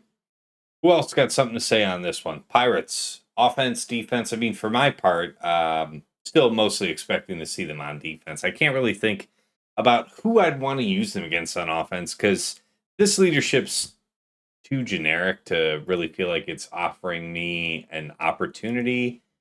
And then what? Ithano's lead. I mean, you're getting stronger and stuff. Like you're hitting harder. DTMG, GG, Sortie, all these teams that people are going to set. Yeah, I guess, but that's using 10 pounds of sugar to fix a 2-pound job. Like this is the latest and greatest, and you're gonna go stomp on DTMG. Yeah, I guess. Like I'm not saying you're wrong, but like, geez, Kicks makes it really easy to regen banners on his basic. I'm just saying. fair. Hey, you know what? There is something to be said for clean 65s. Fair point. What do the rest of you got to say? Anything else? Anything interesting? So we're asking right now, week 1, does it make the 11? That's tough. Sure, That's or a just very in general, what crowded. do you see? What does That's the crystal ball hold for you about this? honestly, I mean, it's great to have all 5 characters, and it's cool that they have stuff on them, but that's tough. Week 3, this is to me a great week 3 question because then now we get to say, now we're throwing in Hondo, right? Or even if we Yep. get Hondo week 2, that's when we get to ask this question because then I think it has merit because now you're playing with this is a brand new toy. What's the old rule? Make it their problem. You actually do have some merit of Datacron that you can throw in with this team. And there are call outs to Pirate King Hondo throughout specs as well. Saying before that, I think Dagger's right. I think you can try to make it someone's problem, and you could stack these guys to the 9s, and their kits are cool. What they're trying to do, but I mean, so you're not going to be able to just go Treya this. You're not going to be able to just go see this. Because that's what I said. Your question becomes: is this one of the 11? I So don't know if it about is the on 11, man. defense, are we talking standard new team positioning, bottom front, make them sweat it out immediately? So are we trying to say what Dagger said? Is this the team that's going to grab you? I guess the 62. I can't say being a 60. I think the majority of the time I see this team, it'll be in the back wall, week 1 and 2. Okay, fair. Not because I think it won't be front wall, but because I think that the things that are going to cleanly beat it are things that you'll have readily available and won't mind spending, like Treya. Yes, I still think Treya would be able to deal with this pretty well. Yeah, and I don't think that I would be like, oh my god, I don't want to like. Mm-hmm. With all we talk about how much we want to set on defense, we just have too much for offense too. So trading Treya for something like this pirate team up front is probably not even the end of the world. If we get to the back wall, if we have to get through this team to get to the back wall, I don't mind spending my Treya to see your back 3 teams. Is I guess what I'm saying. No, I appreciate that. Also, when do we expect Hondo? Do we expect him the 24th or the 23rd? I don't know. Yeah, it's completely up in the air. Yeah, I guess what I'm saying is we expect him in 1 week or 2 is pretty much what I'm. Yeah, nothing official, So- right? Historically, I want to say that GLs have always going historically. Hondo would patch into the game next week, and he would be immediately live. But this is the first GL in the era system, and we know, for example, Mace is a traditional event, and Mace was run a week after he was patched in. So this is really a question of, is CG dead on the era cadence that they're going to patch Hondo in and lock him for a week, or are they just going to stay? How did they do Ahsoka? Because Ahsoka had her own era. Remember? Ahsoka was pre-era. Ahsoka was the very first era they announced, and had. Ahsoka still came into the game, I think, on patch, if I'm not mistaken. Yeah, so, but they don't have an update scheduled for next week that I saw. I should say.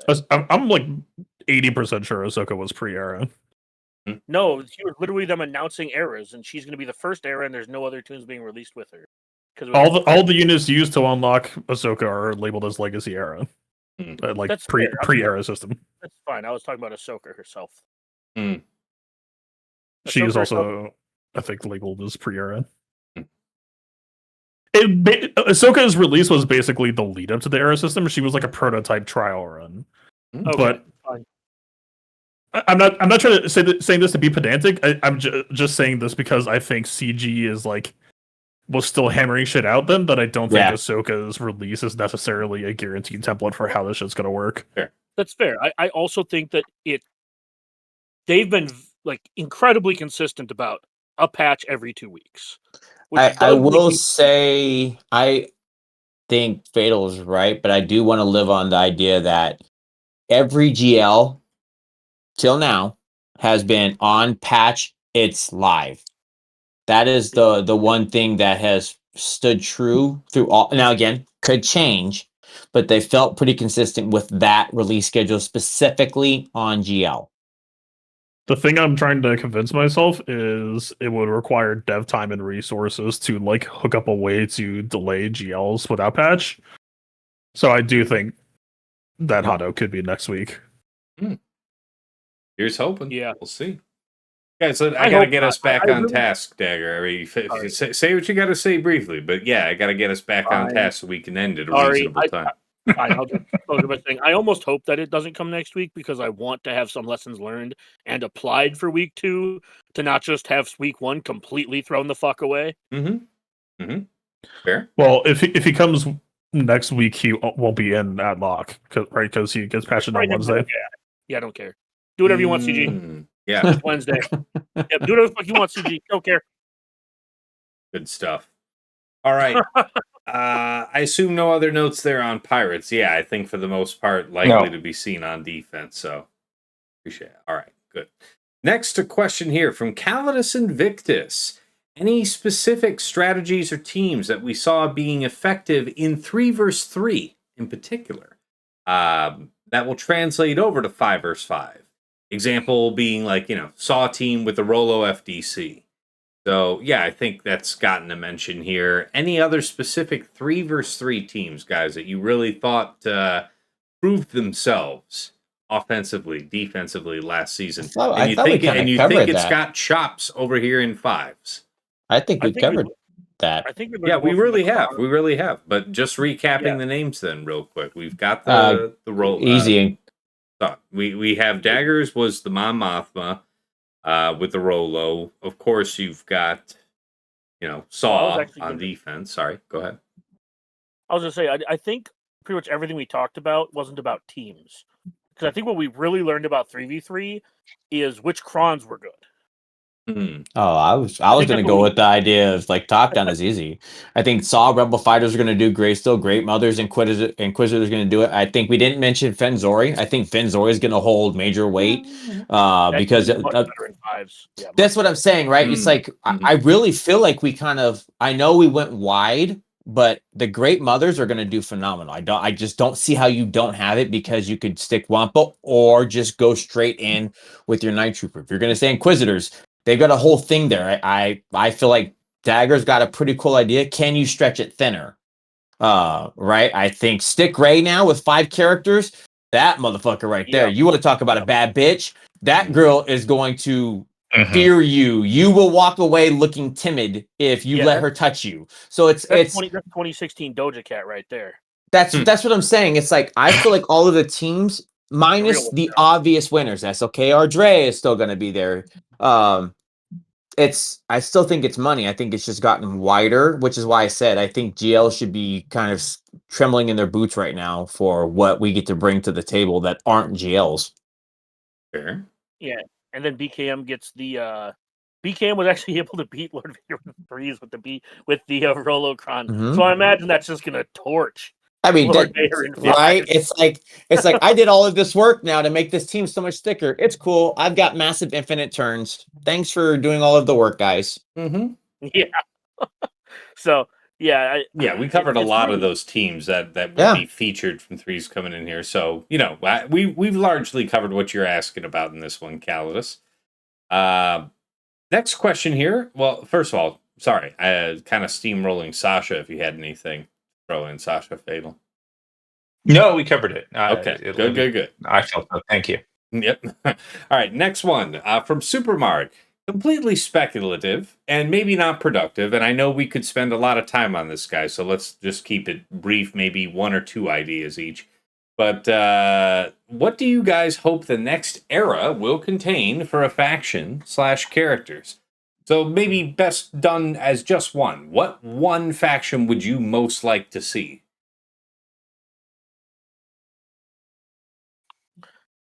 can I give a short paragraph? I guess, yeah. So, if you can express that in the form of something, not terribly Yeah. lengthy. Yeah, I think as far as the calendar goes for anniversaries, KOTOR 2 and the seventh Star Wars movie are up, so to speak, because they have anniversaries coming up this next quarter. Sure. I'm not saying that they'll do those, but I just think that as far as if they wanted to schedule something based off of an anniversary, that would make the most sense. Mhm. Personally, I wouldn't mind KOTOR. I also wouldn't mind something to do with First Order, because we really haven't had a lot of First Order love. Yeah. Outside Still no of like Snoke, Rey. so fair enough. In a universe where you have Emperor Palpatine and Sith Eternal Emperor, why not Snoke? That's a fair argument. All right. If we're gonna go So, here, can I go ahead, Sasha? You yeah, do go, yours. no, No, go ahead, you buddy. go ahead. No. We've, I've talked a lot. missed Go ahead, your buddy. dulcet tones for too No, long, go ahead. Sasha. Go Tell ahead, man. us. Sure. So, I mean, I shamelessly always like lean Andor, and so I actually see Lacking Patience had mentioned one of the things I was interested in, which is ISB from Andor. I thought that would be really cool. And then I know they won't do it, but I kind of like the idea of a Friends Everywhere faction and have it just be Variety of the Rebels from that show. I like that. That's a clever. I have friends everywhere. But yeah, so I would have fun with any of those, and would R9 them Oh, immediately. that'd be great. I want the next raid to be Massacring Gormans. Yeah, just have us be in that city center where we shoot first, they shoot back, and we massacre. We can call it. No, there's no shooting. The I have some first names one you could call it that is I'll leave off. entirely no. Phase Yeah. 1 of that raid is entirely a propaganda maneuver. Yeah. And so that entire thing is like you get 3 support characters who are formulating messaging that will resonate with a broad population. And then anyway, I won't get too far, but yeah. Yeah. Fair. No, fair. I like that. It was a good answer. I mean, for my part, kind of echoing the KOTOR thing in the specific sense that I would love to see Valkorion, Archon, Vexen, what's her name? The starts with a V, I want to say. The girl, the third kid of Valkorion, and their mother, all just really fun character. I mean, the one brother kind of died immediately, so not really that great a character. But you know which one I'm talking about that lived, and then the mother, and then the daughter, and then Valkorion. Actually, really good characters. Would love to see how CG would realize them as a kid. That'd be pretty nice. TJ, Fatal, what do you got? No. Yeah, So let's TJ say Fatal Fatal, I go. think you I'll guys, go. yeah. I'll go last. Let Fatal go. Okay, whatever. Fatal, you got one? You got one you've been looking forward to, or you're hot to see join the game? I've said Andor plenty of times before. Andor was said tonight already. I won't really rehash that. I think it's a ripe space. The problem is eras are very committal. Like I would like to see Chimera very badly in this game. I don't really think the full Acolyte era is warranted. Probably, yeah. If I'm saying like sorry, what were you saying? At least not now. Give it a year. See if people. No. What would be totally thematically appropriate is we launch an entire era for it, but it gets aborted after like 1/3 of the way, and then we never ever find out what happens after for the rest of that era. It's the Just put Christmas time era. era, It's that the would be good. December era. That would be perfect, Sasha, because at that point where it gets cut off, they were just about to announce Galactic Legend Play. Exactly. Yeah. Who's the guy in the cave? Sorry, Fatal. Back to you, bud. No, Sorry. there are That's fine. characters who should be in the game, and the rest you can take or leave it. So I would not mind a mini era of that sort. Fair enough. Yeah, I'm with you. But yeah, if I'm looking at like unmined area, like Andor is my number one, but like as was said, like KOTOR 2 seems like obvious unmined territory, and then someone pointed out that apparently the login bonus for this month is Great Mothers, so I will go back to Jedi Survivor as a possibility. Like maybe we get a Marin 2 is like probably the only, I mean, you could do a decent amount of characters from Survivor.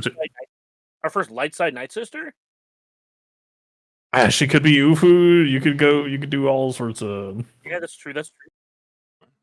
But yeah, like that could be neat. Bode, the whole Bode conspiracy falls the fuck apart when they did Dark Side clones. But I mean, but whoa, Bode is an Imperial ISB member, is he not? What about Bode tees up the ISB faction and/or era after.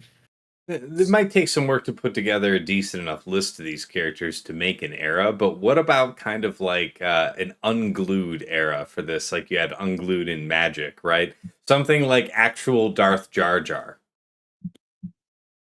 No thoughts on that? Dark Ray makes all of this so viable. Like that's they have gone so far. Yeah, nothing's sacred. Like, nothing's sacred. Why not? We've got Mara Jade. We've got they literally invented Drogon as like a named character. I totally. Yeah, like my point is they took something that's like a literal scene from a movie and they invented a character. Like, not saying there's anything wrong with either of these things, but between like Arcooper, GBA, Drogon as a named character that they canonically put on Endor. Sporty, yeah. Thank you for not laughing the idea out of the room. It is at least possible. No, it's very it wouldn't possible. be for me. But then again, there's a lot of stuff in this game that's not for me, and I'm okay with that. There's a lot of people who unironically don't joke about Darth Jar Jar. They want him. Oh yeah, it would sell. God, would it sell? It'd be hilarious. All right, that was a good one. If it's well executed, then it not being it for me matters less. It's a cinch. Dude, it's a cinch. Yeah. Like, unironically release it April 1st. Oh my god, it'd be brilliant. As an epic confrontation or a legendary event? Yeah, absolutely. That would be brilliant. That would be super fun. Yeah. I'm for it.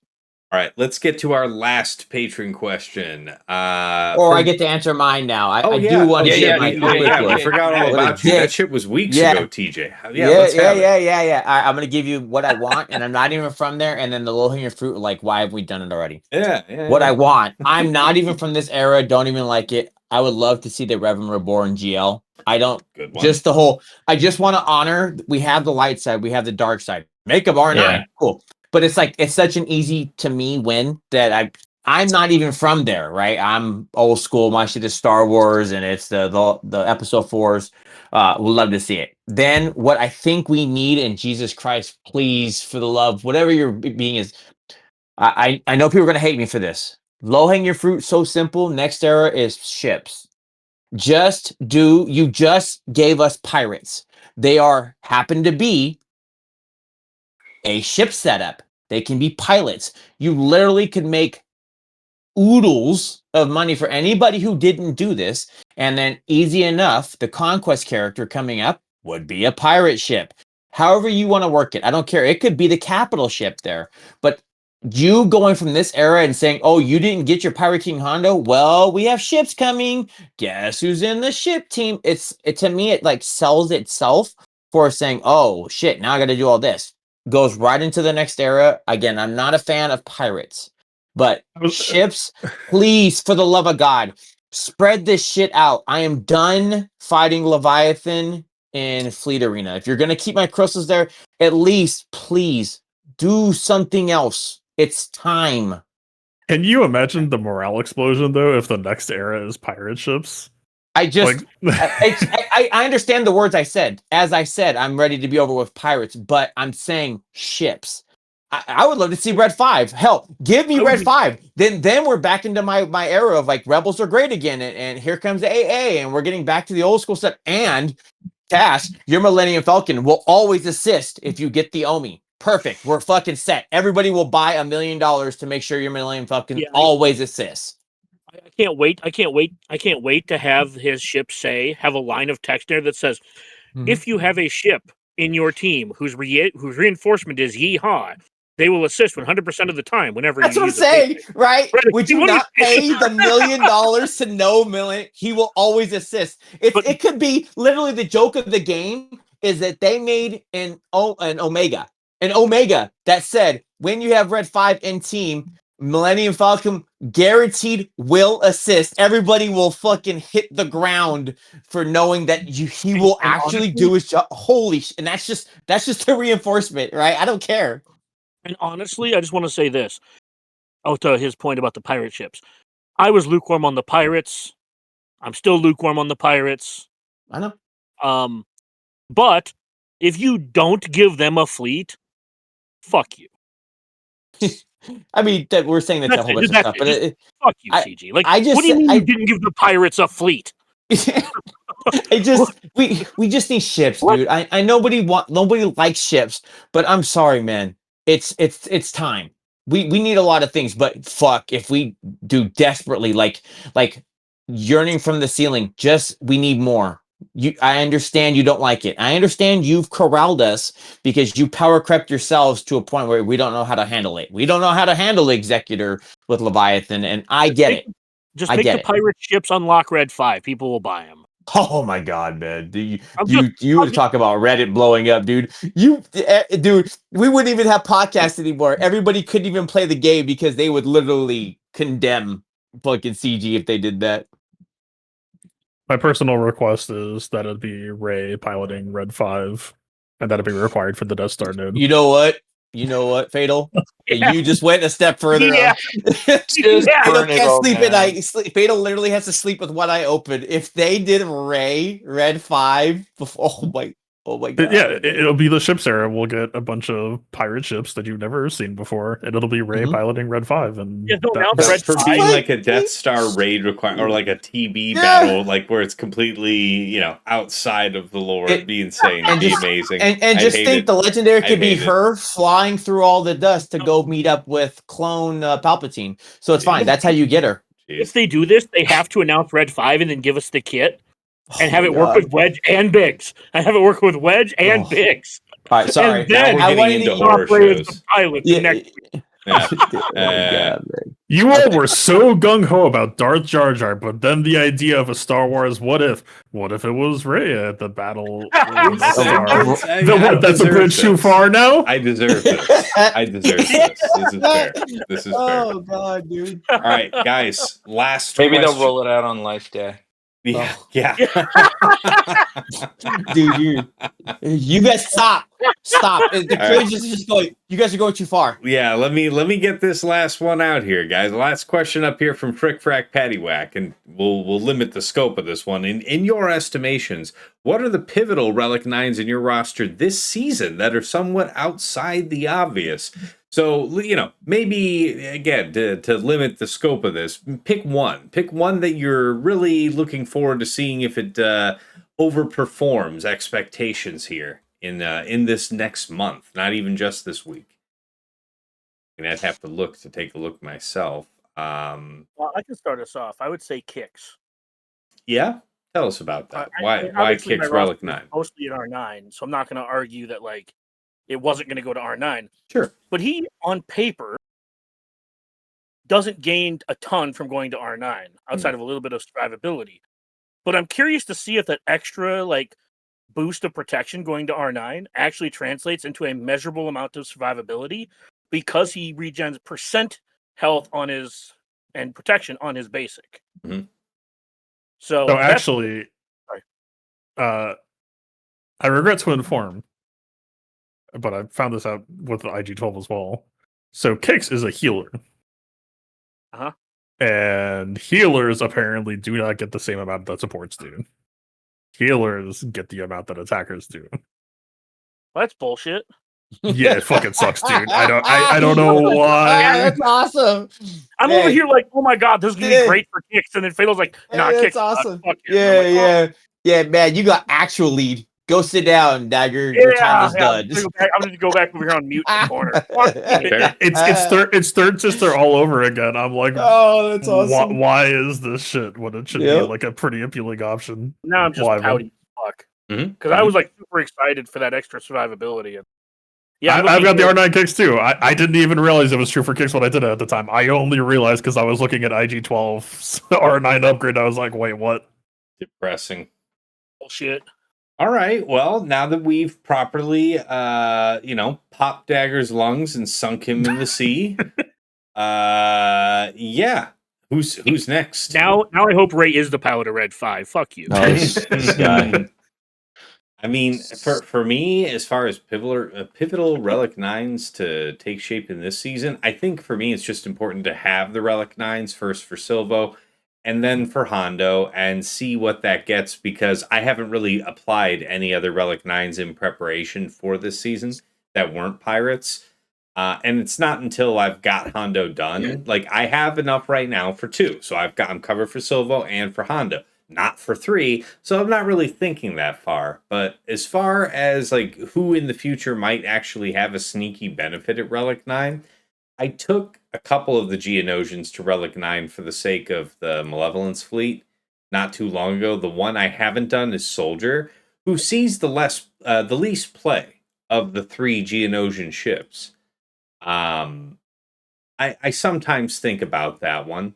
There aren't a lot of Relic 9s that are of strategic significance that I would newly apply, and it ends up being something great, but that's it. I don't know. Fatal might say this Omega right here, being Relic 9, would probably do bigger, badder things. I might think about that. Dagger likes to give me shit about my Mara Jade not being Relic 9, so maybe something like that, but I don't know. I'm grasping at straws. Who's next? Honestly, the it's probably past Mara Jade not being R9, but I did make fun of you for her not being R9 like 8 months ago, back when she was being used. Yes, Sure, yeah, That's funny. Who's got another one though? Who's got a Relic 9 that you've got good feeling about? Gonna prove out. Yeah, that was not going to be my data point. Mine was actually more Yeah. one that I didn't do that I'd always been intrigued with since the Inquisitoria stuff came out, and that was a Seventh Sister, taking her to R9, because I that long tech 6, particularly in play with Ninth Sister, where her basic is so powerful that Seventh Sister's survivability almost felt like she felt like the most important member of that team to facilitate Ninth Sister's basic, because she had assists all the time, and under the long tech 6, that assist is her using her basic, meaning she's going to call somebody else, give you an RNG shot at 9. Yeah. And so I kept. That was another one. I know I mentioned Fifth Brother. I know I mentioned Saw before, but that was one I didn't have, that I just felt like that, like the optimal Inquisitorious squad with Ninth Sister was going to have a highly survivable Seventh Sister. And so that was one I didn't end up doing, but I just really liked the idea of. I swear this is not a bit. Seventh Sister is also a healer. I just realized she was also on my to-do list. There will be no peace from this You feature. cannot escape. Yeah, on a conscious Varys level, is also a healer, dude. That's gonna be Fatal's Discord thing. Did you enter in? Are you a healer? Yes, no, check box. No, Varys is also a healer. I thought Yeah. Varys was a decent R9 candidate as well. This shit just curses you.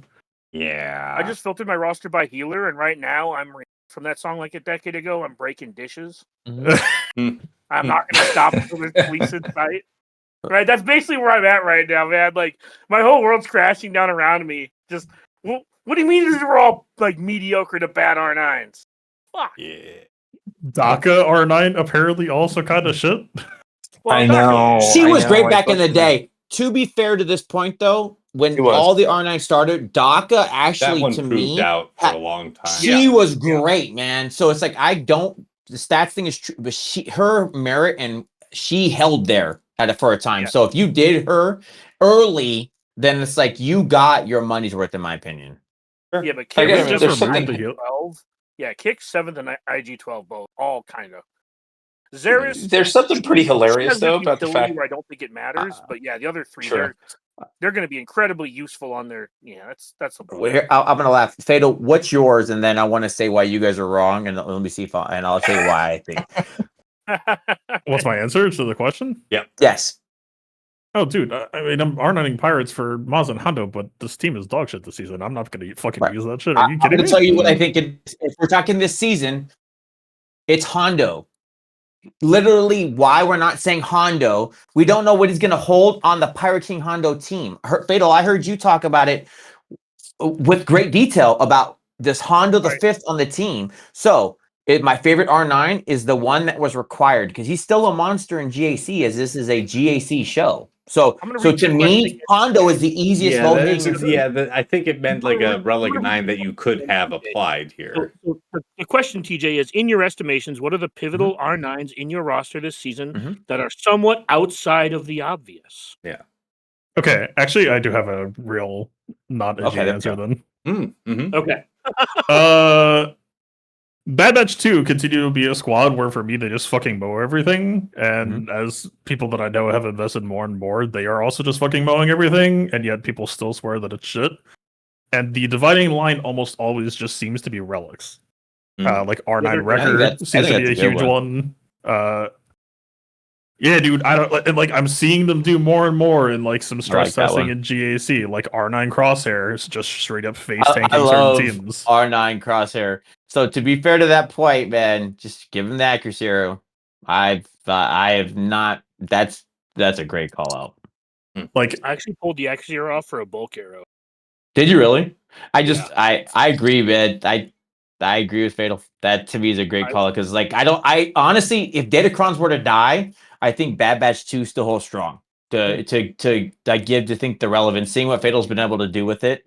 And I agree that Relics, man, because if you don't mess with that Wrecker and you don't put him in his place, you are never taking him down. And this team will just eat you alive. Well, like think about the raid, man, right? Like I was about to say, like I understand that, you know, we're going through the raid and then we're going through the GL, that shit's strenuous. But no, actually, fuck that. Like the Bad Batch 2 are in the raid. And so like if you're telling me 7-8 months from now when the raid expires, are people going to be walking out with like a R5 to 7 Bad Batch and like full decked out R9 mace, and you're going to be happy with that trade? Where Bad Batch 2 are like the consistently usable squad, but you're like, well, I got my mace for my 2-team undersize that I can't use anymore. I guess I'll just go do his era battle that expired. Oh no! I could use him in territory battles. I guess he stops enemies from reviving, so I can win a little bit. Wait, I actually lost that one too. Oh shit! Well, I should have just used Zori, who actually doesn't lose those battles. Damn. Until they reworked Jocasta Nu like they said they were going to when they fucking released her kit. Like Bad Batch is just a better team than the Mace team. It hurts. That's not. I don't think that's not even like contentious. Fair. I don't think so, at least. I fully expect Bad Batch 2 to counter Hondo. I have no idea what the fuck Hondo's kit's gonna be, but it's like Great Mother's Bad Batch are like the first two I'm gonna look at for that. I hope that's not the case, but I'm sure you'll be on the front lines testing that. Yeah. It would definitely be Fatal doing that. I have limited practical experience with this team, but I have watched what other people are capable of doing with this team without the GAC-omies. So I am interested to see what this does in GAC, because I think Crosshair's Omi doesn't get turned off, right? Both Omis get shut off against GLs, but like Okay. to be perfectly fucking honest with you, I'm so used to playing with the Omis at this point that like it's like training with weights, right? It's like if you just get used to Bad Batch as they fundamentally exist and without the Omicrons, the moment that you get put into a scenario where you have those Omicrons, it's the dumbest feeling that I've had in this game of like, oh, I just take infinite turns and they're already done. Cool. Great. You know, guys, I gotta cut us off here real quick. Sasha, I know you're saying you actually got a drop. Let's get ready to switch over to takeaways and final thoughts. We'll go out of order to accommodate you. As you are scooting Sorry. out the door, what do you got to say to the people? Yeah, I would. I would say kind of along the lines of like a lot of the positivity and optimism that has been through this whole episode, and I think generally how we're feeling about the game. And I would just continue to pull that thread and say like. Let's go into this next season, not leaning super hard on just optimize to win, but optimize a bit more on learning, which has a long term ROI for winning, as Fatal is called out, but also is just fun. It's stimulating and new stuff. And I'm saying that, obviously to you guys, to our listeners, and at least in part to myself as well. And that's kind of that message because I think I enjoy the game more that way. I think all of us do. And so I'm hoping that's the theme that runs into next week. So that's what I would share. We'll see you next week and find out how accurate that is. Thank you for All right, joining take care, us, guys. man. Have a good night. You too. Back over to you, Dagger. How about your takeaways and final thoughts? What do you got to say in conclusion? First, I just want to say that I feel like every time we do one of these, you say that you don't know if we have enough for an entire show, and then you have to cut us off to move us on to the next topic. It's almost entirely you jaw jacking sumbitch. All right. Well, I mean, I have two nuts. You can have both of them in your mouth. Sure. And yeah, I haven't put much thought into my defense, which is kind of a problem considering attack phase starts in 15 hours and 18 minutes. Mm-hmm. So, like, I put thought into the strategy of my defense, but I haven't touched the actual board yet. So that's something I got to get to. Yeah, I think this is going to be a good season for the people who go in prepared and are willing to take chances. If you are not one of those people, I don't know how much fun you're going to have. It's going to be just a repeat of last season, by and large. Yeah, that's what I mean. Like, if you remember the last week of last 5v5, welcome to this entire season. Otherwise, innovate, have some fun. If you have to, invent ways to have fun. I know I've really been enjoying myself just stepping outside my comfort zone a little bit. Ray on offense and threes was great for like multiple months. I learned how to use Ray live, right? Like I look forward to learning how to use some of these teams like Bad Batch 2 live. So, but yeah, it's gonna be fun. There's gonna be tears. There's gonna be blood. There's gonna be sweat, and I'm gonna cuss out Tass a lot. Perhaps so. Mostly because he's gonna tell me that I've made my own bed and I have to sleep in it, and I won't take any accountability for that. All very fair. All right. On to you, TJ. Your takeaways, your final thoughts, your words for the people. We have Hondo yet? Nah, cool, bro. Cool story. Mm. I think I'm excited to see where we're at, man. I live with the World of Dagger thing. I don't have my stuff ready yet, but as you know, Tash, I won't get ready until about a couple hours before because that's the way I like to live, and that's the way it's gonna be. Excited to see what week 1 does. Excited for week 2 to be destroy week 1 and us to set it up. But man, I am ready to play with my new toy already. So, is it here yet, Dad? Can I have my toy yet? I hear you. All right. And of course, last member of our panel here, Fatal. Your takeaways, your final thoughts, last words for the folks at home. Yeah, honestly, I feel like I kind of left it all out on the court already over the course of the show. That I feel like I said a lot of what I would normally say here, but no, I agree with Dagger. I think it's going to be a bunch of bumps and cuts and bruises, and it's going to take some work. But I think it will be a hell of a lot more gratifying and satisfying to work on than probably like the last year of Galaxy of Heroes for me has been. But I'm looking forward to it, man. Like, for all I know, I'm going to show up to week 2 and be like, boy, howdy, my defense didn't hold, and I've got some shit to figure out on offense. But like that is also a fun and workable position that like gives me more shit to do and more shit to figure out. So like, yeah, I don't know. I'm looking forward to it. Twitch.tv/PlaybookTV, YouTube.com/The Playbook. Appreciate you saving me asking you. Yeah. All right, and with that, it's almost 1. I know it's almost 2 for you. I don't want to hear it. You guys have a good night. I was just letting you guys off the hook anyway. Thank you guys for joining. So you all have a good night and appreciate you. And as far as, my takeaways and final thoughts, yeah, I mean, in general, we on this show like to say, take risks in week 1. And I think that's something that they're going to be taking, the rest of us here on the show are going to be taking forward beyond week 1.